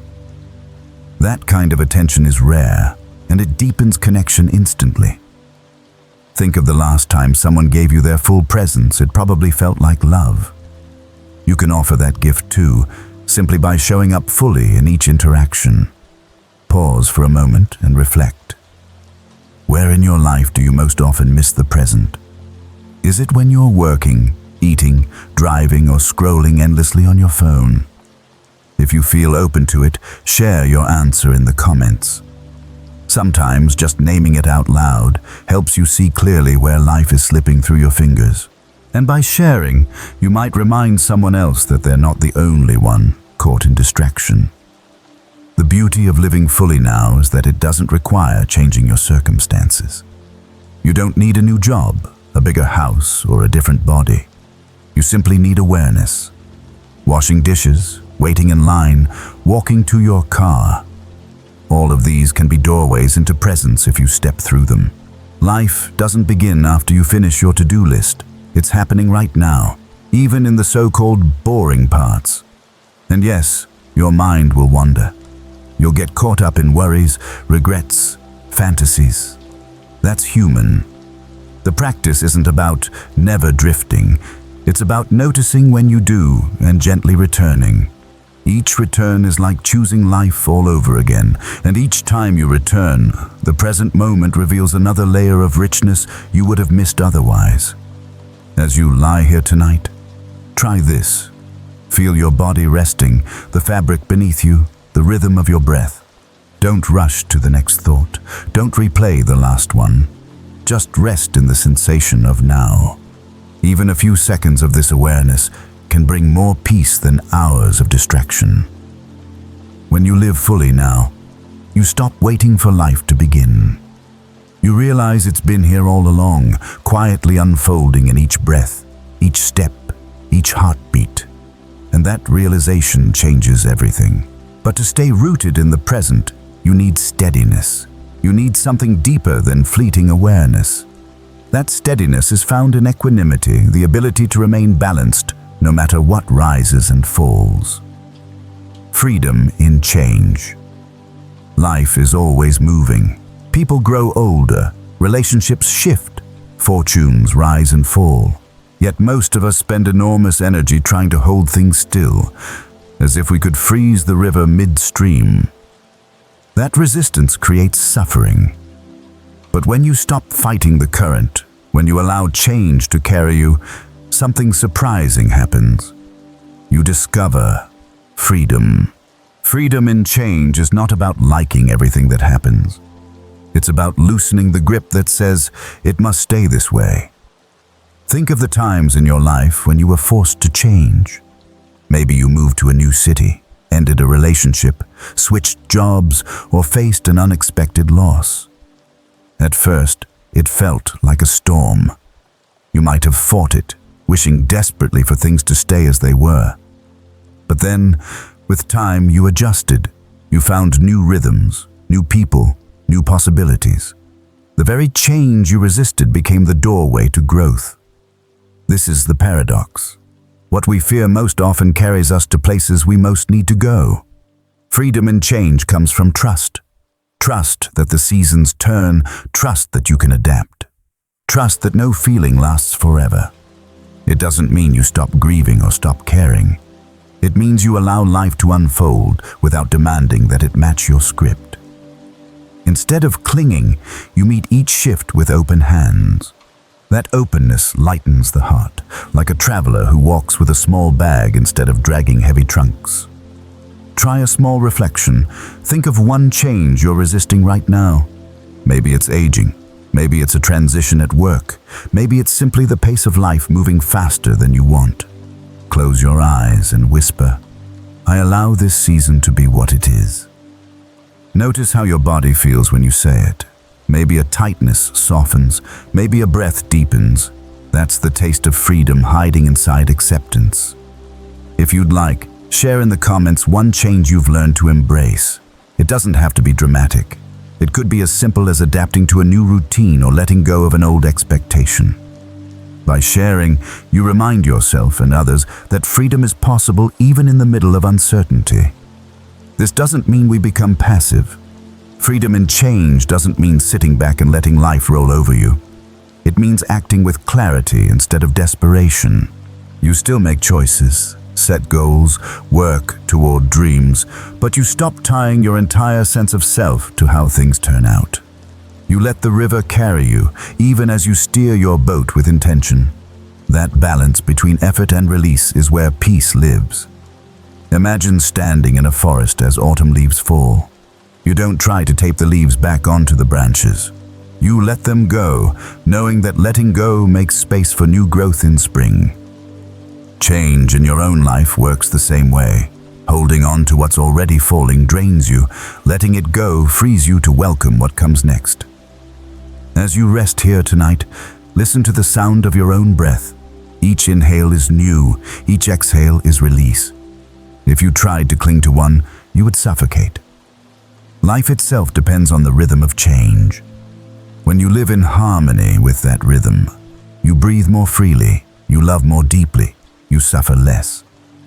Freedom in change doesn't remove pain, but it removes the panic that pain will last forever. It doesn't erase joy, but it teaches you to savor it while it's here. And it reminds you that no season, no matter how heavy or light, defines you completely. You remain steady, like the riverbed beneath the water, holding space for every current. The truth of impermanence opens the door to resilience, but the path goes deeper still. Because not all emotions are easy waves. Some feel dark, heavy, even unbearable. The next step is learning how to face those difficult emotions, not as enemies, but as hidden teachers. Dark clouds. Teach every sky has clouds. Some are light and playful, drifting lazily on a summer day. Others are dark, heavy, and threatening, carrying thunder that rattles the bones. In the same way, not every emotion feels gentle. Some are sharp, overwhelming, even frightening. We call them negative emotions: anger, fear, jealousy, despair. But Buddhism invites us to shift the lens. These emotions are not enemies to be destroyed. They are teachers knocking on the door of awareness, waiting for us to listen. Think of anger. It flares hot, quick, like lightning across the mind. Left unchecked, it can scorch relationships and leave regret smoldering. But if you pause long enough to look at it, anger often reveals itself as pain in disguise, hurt, fear, disappointment. When you meet it with curiosity, you begin to learn what lies beneath. The cloud doesn't just block the sun. It tells you something about the weather inside your heart. Sadness too. It can feel like a weight pressing on the chest, a fog that dulls every color. Most of us try to run from it, distracting ourselves with noise and busyness. But sadness, if you let it, softens the heart. It reminds you of what matters, of how deeply you care. It connects you to the vulnerability we all share. Like rain, it nourishes the soil for future growth. Without sadness, compassion would never bloom as fully as it does. Fear is another teacher. It shrinks the body, quickens the breath, fills the mind with worst-case scenarios. Fear says, don't move, don't risk, stay safe.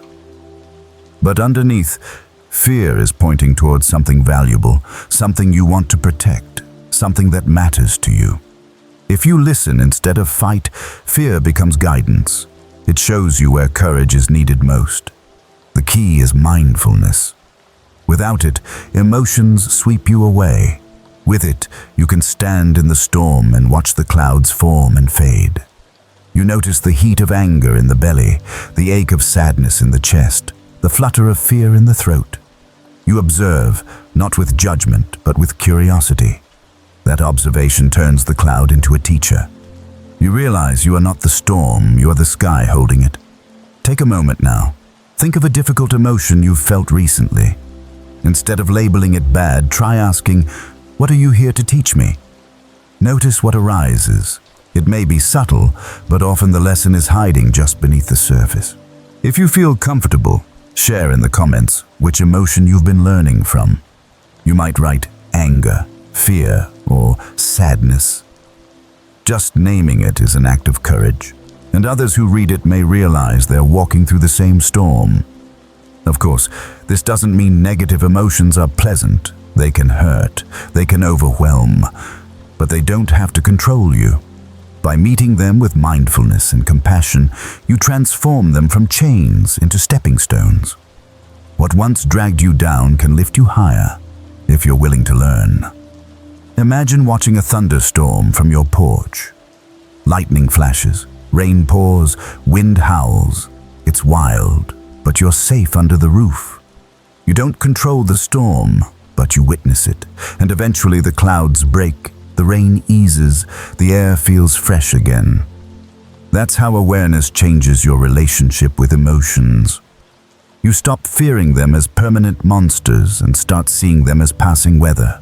As you rest tonight, bring to mind one dark cloud you've been carrying. Instead of pushing it away, whisper gently, "Teach me." Let the silence answer. Maybe the lesson is patience, maybe it's humility, maybe it's the reminder that all clouds pass. Trust that even the heaviest sky eventually clears. Dark clouds teach, but they don't last forever. And when we learn from them, we grow. The storms water the seeds of resilience, preparing us for brighter days ahead. From here, our journey turns outward again. Because while we learn from our own storms, the path becomes easier when we share the journey. Community. The circle of support is the shelter we all need when skies grow heavy. Compassionate response. When life delivers pain, whether it's our own or someone else's, the natural reflex is often resistance. We brace, we tighten, we judge. Yet Buddhism points to another way: compassion. It is the gentle turning toward suffering with warmth instead of coldness, with softness instead of hardness. Compassion doesn't erase pain, but it changes its texture. What was sharp becomes bearable. What was isolating becomes shared. Think of a time you were hurting and someone simply stayed with you. They didn't fix it, didn't offer advice, didn't dismiss your feelings. They just sat there, maybe holding your hand, maybe saying nothing at all. That presence was compassion. It says, you don't have to go through this alone. Sometimes the smallest act of care, a soft word, a steady presence, has more healing power than any grand solution. Now imagine turning that same compassion toward yourself. Instead of scolding yourself for feeling weak, you whisper, "Of course you're struggling. This is hard." Instead of piling judgment onto sadness, you soften around it. This is self-compassion, and it's the root of emotional resilience. Because when you treat yourself kindly, you stop adding layers of suffering on top of the pain you already feel. You begin to heal from the inside out. Compassion also transforms how we respond to others' pain. Think about someone snapping at you in anger. Instinct says to snap back, to defend. But if you pause and wonder what hurt lies beneath their anger, the dynamic shifts. You don't excuse harmful behavior, but you see the human behind it. Anger often hides fear, disappointment, or loneliness. Compassion sees past the surface storm and responds to the heart beneath. This doesn't mean becoming a doormat. True compassion has strength. It sets boundaries while still holding care. It says, "I will not let you harm me, but I also see your pain." That balance creates space for healing rather than escalation. Compassion isn't weakness, it's the courage to stay open-hearted in a world that often urges us to close down. Pause with me here. Place your hand gently on your chest and take a slow breath. Whisper to yourself, "May I meet this moment with compassion." Then think of someone else, maybe a friend, maybe even someone you struggle with, and whisper, "May you meet this moment with compassion." Notice how those simple words soften your body, like a weight shifting. If you'd like, share in the comments one way you've recently responded with compassion. Maybe you forgave someone quicker than usual. Maybe you treated yourself more gently. Maybe you simply listened when it would have been easier to argue. These examples ripple out, reminding others that compassion is always within reach. When we respond with compassion, we change the story. Pain no longer leads to more pain. Instead, it becomes the soil for empathy, connection, and resilience. Compassion doesn't just help us survive difficulty, it helps us transform it into something meaningful. As you rest tonight, picture compassion as a soft light radiating from your heart. Each breath makes it grow brighter, touching not only your own body, but extending outward, reaching others, filling the room. This light doesn't ask for anything in return. It simply shines, steady and warm. That is the nature of compassion.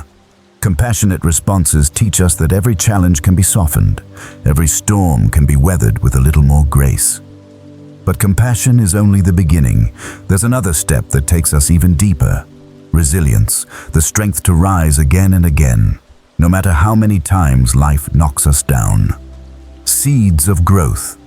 Every difficulty we face plants something inside us.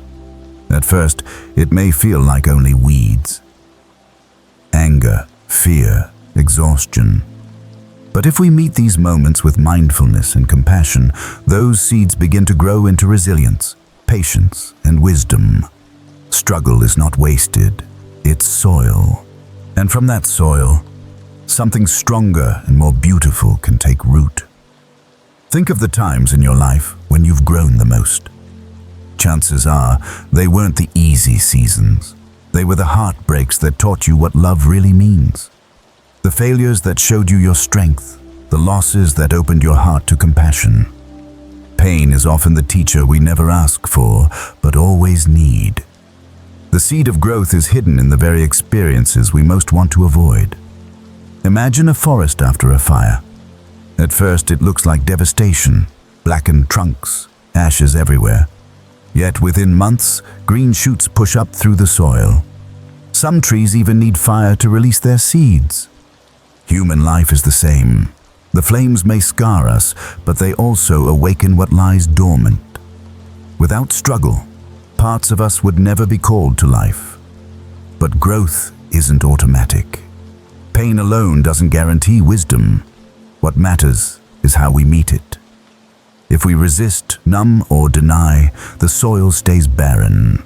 But if we turn toward the struggle with awareness, something shifts. We start to ask, what can I learn here? How can this shape me?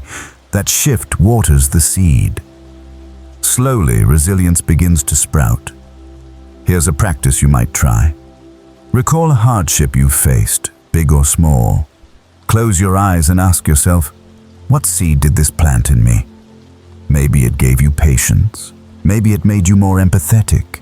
Maybe it taught you boundaries. Even the hardest storms leave behind something useful if we look closely. If you feel open, share in the comments what seed of growth you've discovered in your own life. Your reflection might remind someone else that their pain too can bear fruit. It's easy to overlook growth because it often happens quietly.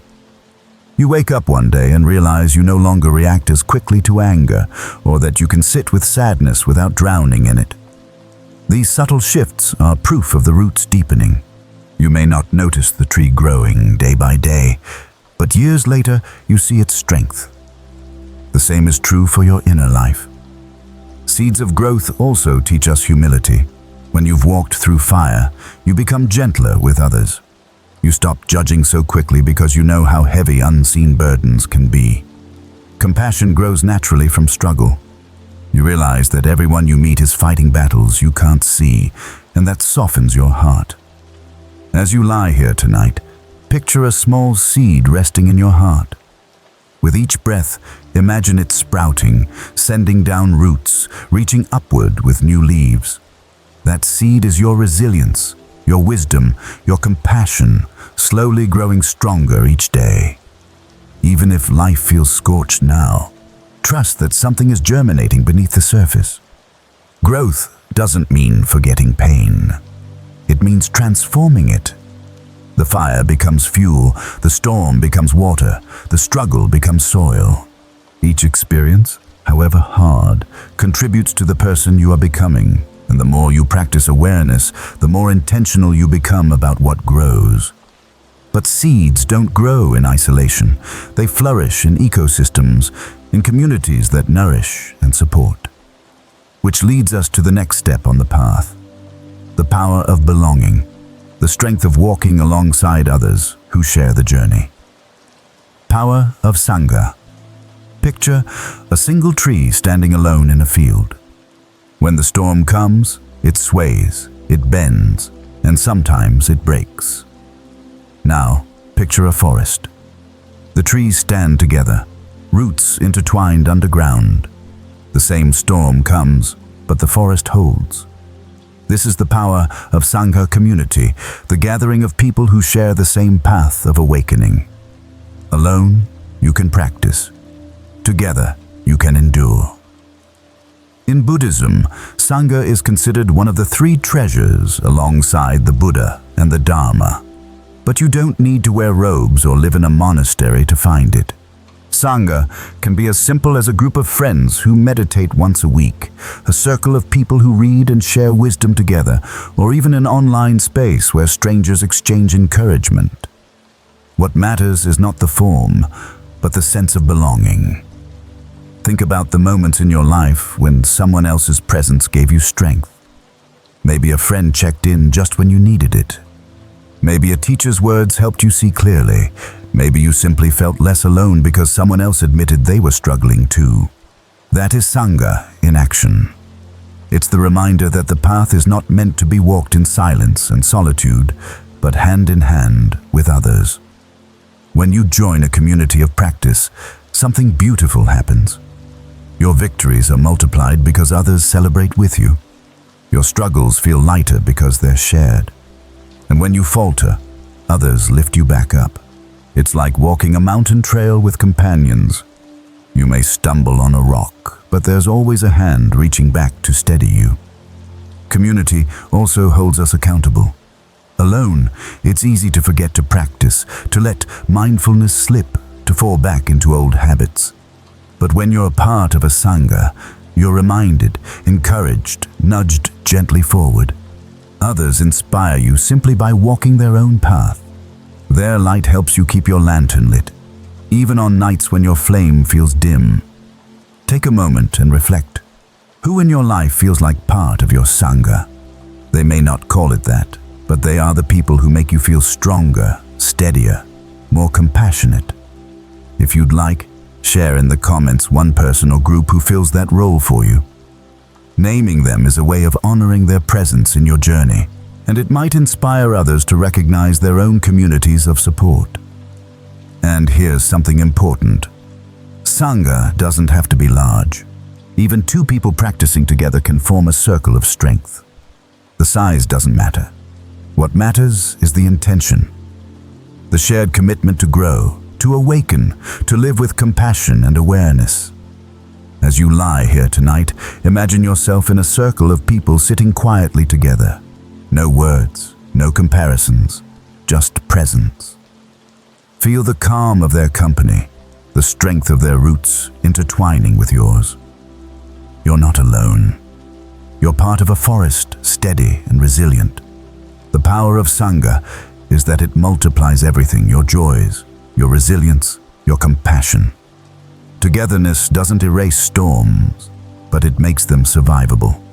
And it reminds you that every step you take toward freedom is echoed by others walking beside you. From here, the next step is to deepen that sense of belonging into something even more intimate. The feeling of truly being seen and accepted, of belonging together, not just in practice but in heart. Belonging together. There is a difference between being in a group and truly belonging. You can sit in a crowded room and still feel invisible. But when belonging is present, even silence feels full. Belonging is that deep sigh of relief when you realize, I don't have to pretend here. I am seen. I am accepted. It's more than companionship, it's the recognition of our shared humanity.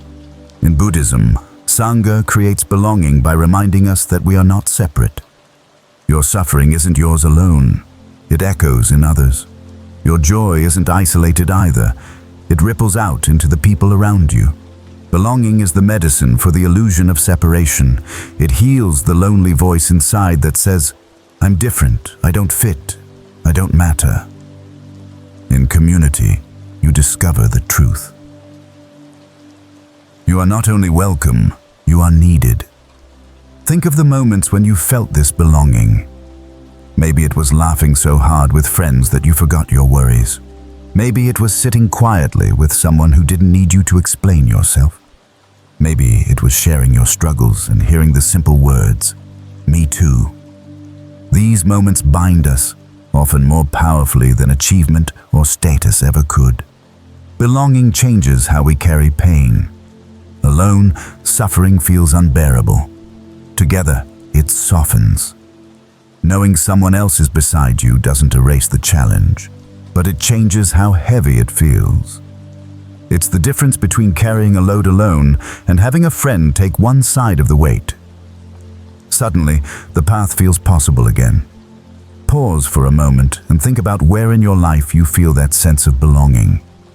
Maybe it's with family, maybe with close friends, maybe in a spiritual group, or even in small online spaces where people show up honestly.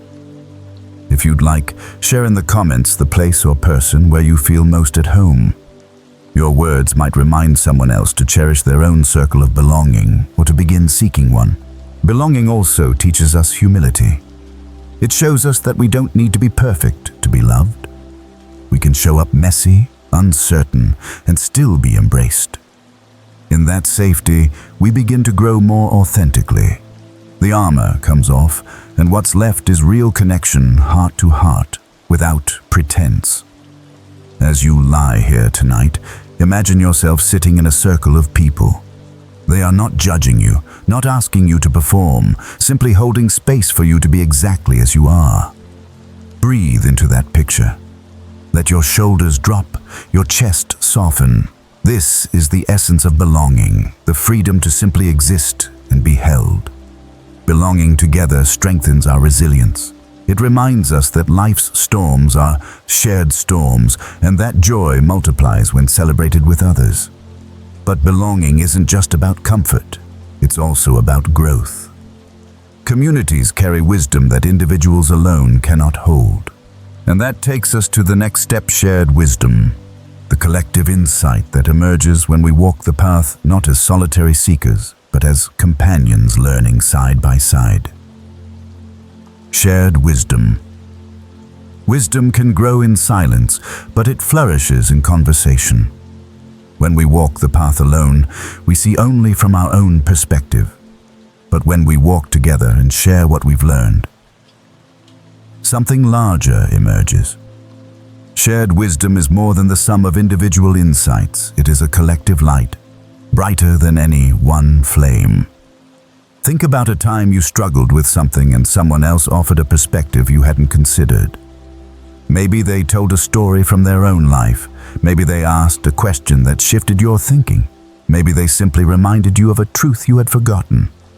In that moment, their wisdom became yours, and someday you may pass that same wisdom to another, continuing the cycle. This is how a sangha, or community, becomes a living library. Each person carries experiences, joys, failures, lessons that others can learn from. When shared openly, these experiences weave into a net of understanding strong enough to catch anyone who falls. That net is not theory, not abstract teaching. It is lived truth, carried in real voices, real stories. Pause and reflect. What is one lesson life has taught you that you could share with others? Maybe it's patience. Maybe it's the value of forgiveness. Maybe it's the importance of slowing down. If you feel open, write it in the comments. You might think it's simple, but someone reading it could find exactly the reminder they need tonight. Your words could be the light in someone else's dark. Shared wisdom also reminds us of something essential. We are not alone in our confusion. Everyone on the path wrestles with doubts, stumbles into old habits, and questions themselves. Hearing others speak about their struggles makes it easier to accept our own. Instead of hiding our imperfections, we begin to see them as part of the journey. Wisdom grows when it is shared honestly, without pretense. And shared wisdom doesn't have to be profound. Sometimes the smallest reminders are the most powerful. A friend saying, "Breathe." A teacher whispering, "This will pass." A child asking, "Why are you so serious?" These moments cut through complexity and point us back to the simple truths that matter most.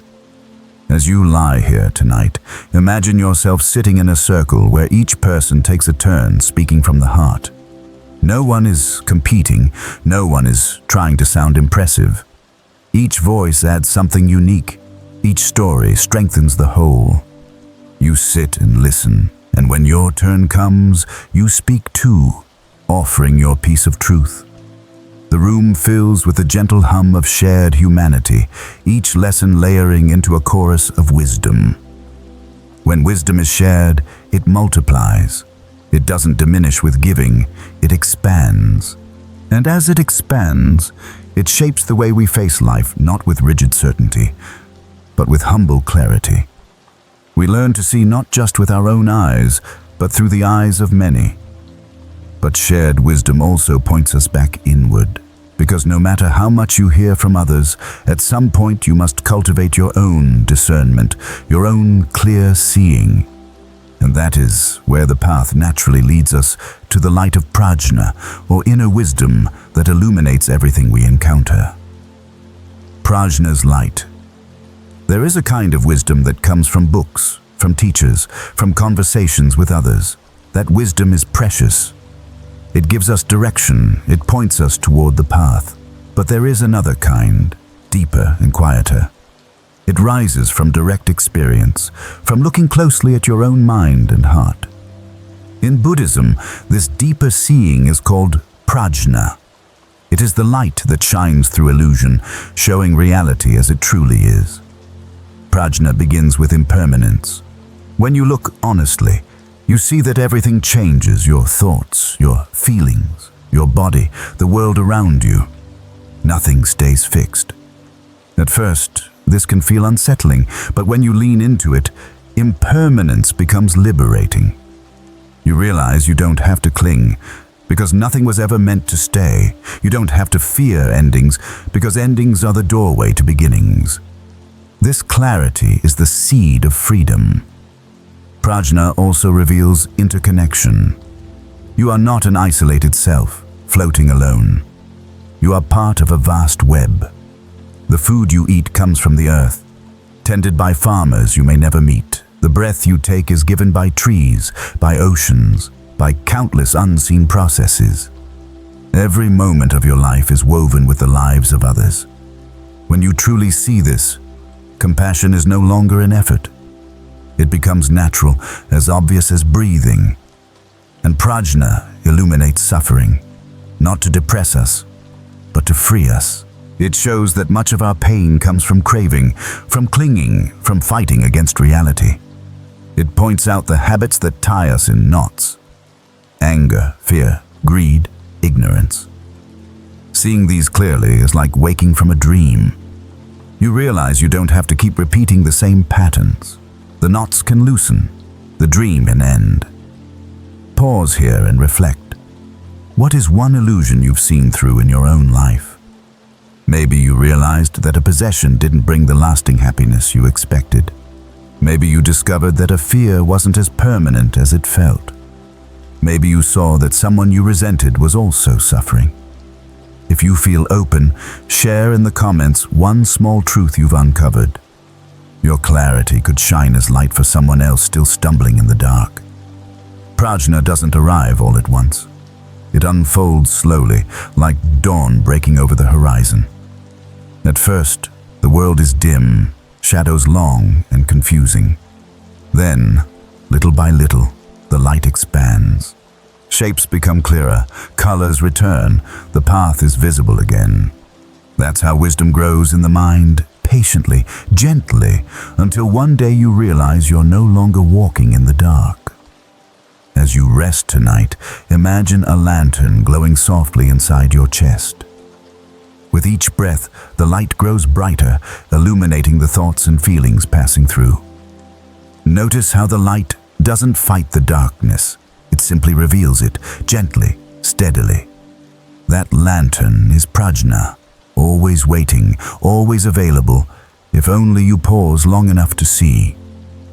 This light of wisdom is what ties everything together: mindfulness, compassion, non-attachment, resilience. Without Prajna, they are practices. With Prajna, they become understanding. It is the clarity that anchors emotional mastery, the seeing that frees us from illusion. And once this light is lit, it doesn't just guide you, it shines outward, guiding others too. But even as Prajna grows, the journey isn't done. We've traveled far together through impermanence, mindfulness, compassion, community, resilience.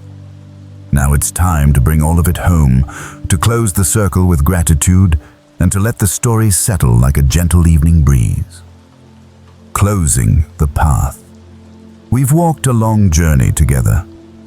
From the restless roller coaster of emotions, through the steady anchor of mindfulness, across the deep ocean of meditation, into the warmth of compassion, and finally to the clear light of Prajna wisdom itself. Each step has been a reminder that peace is not something distant. It is here, in your breath, in your awareness, in your willingness to let life flow as it is. Take a slow inhale now, and as you exhale, feel the weight of this journey settling gently into your body.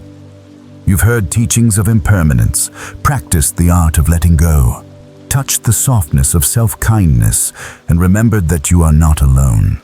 You've seen how obstacles can become teachers, how storms water the seeds of growth, how community gives strength, and how wisdom shines through illusion.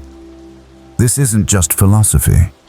It's a map you can carry into every corner of your daily life. The truth is, mastery of the mind doesn't happen in one night. It grows quietly, in small choices, pausing before reacting, breathing instead of lashing out, listening instead of rushing, softening instead of judging. Every mindful moment is a thread, and as you weave those threads day after day, you create a tapestry of calm and resilience that nothing can take away from you. Pause here and reflect. What part of this journey spoke to you most deeply? Was it the reminder that all emotions pass like clouds? The practice of compassion for yourself? The freedom of non-attachment? Or maybe it was the image of belonging in a forest of Sangha, roots intertwined. If you'd like, share it in the comments. Your insight might be the echo someone else needs to hear tonight. As we close, let gratitude rise. Gratitude for the teachers across centuries who preserved these truths. Gratitude for the community of seekers walking this path beside you, even those you'll never meet. And gratitude for yourself, for showing up, for listening, for allowing your heart to soften and open. Take one more breath with me. Inhale slowly, feel the fullness. Exhale, and imagine releasing every ounce of tension into the night air. Let the body grow heavy, let the mind grow quiet. You are safe, you are steady, you are enough. Before we part, a gentle invitation. If this journey has touched you, subscribe to the channel and tap the notification bell. That way you'll stay connected to this circle of wisdom, returning again and again whenever you need guidance or rest. This is not the end, but a doorway into many journeys still to come. Looking ahead, our next story will open into another dimension of practice, where we explore how Zen stories themselves carry hidden teachings, playful, puzzling, profound, that awaken the mind in ways words alone cannot explain. It will be a new kind of journey, one that continues what we've begun here. But for now, let the story fade. Let the light dim.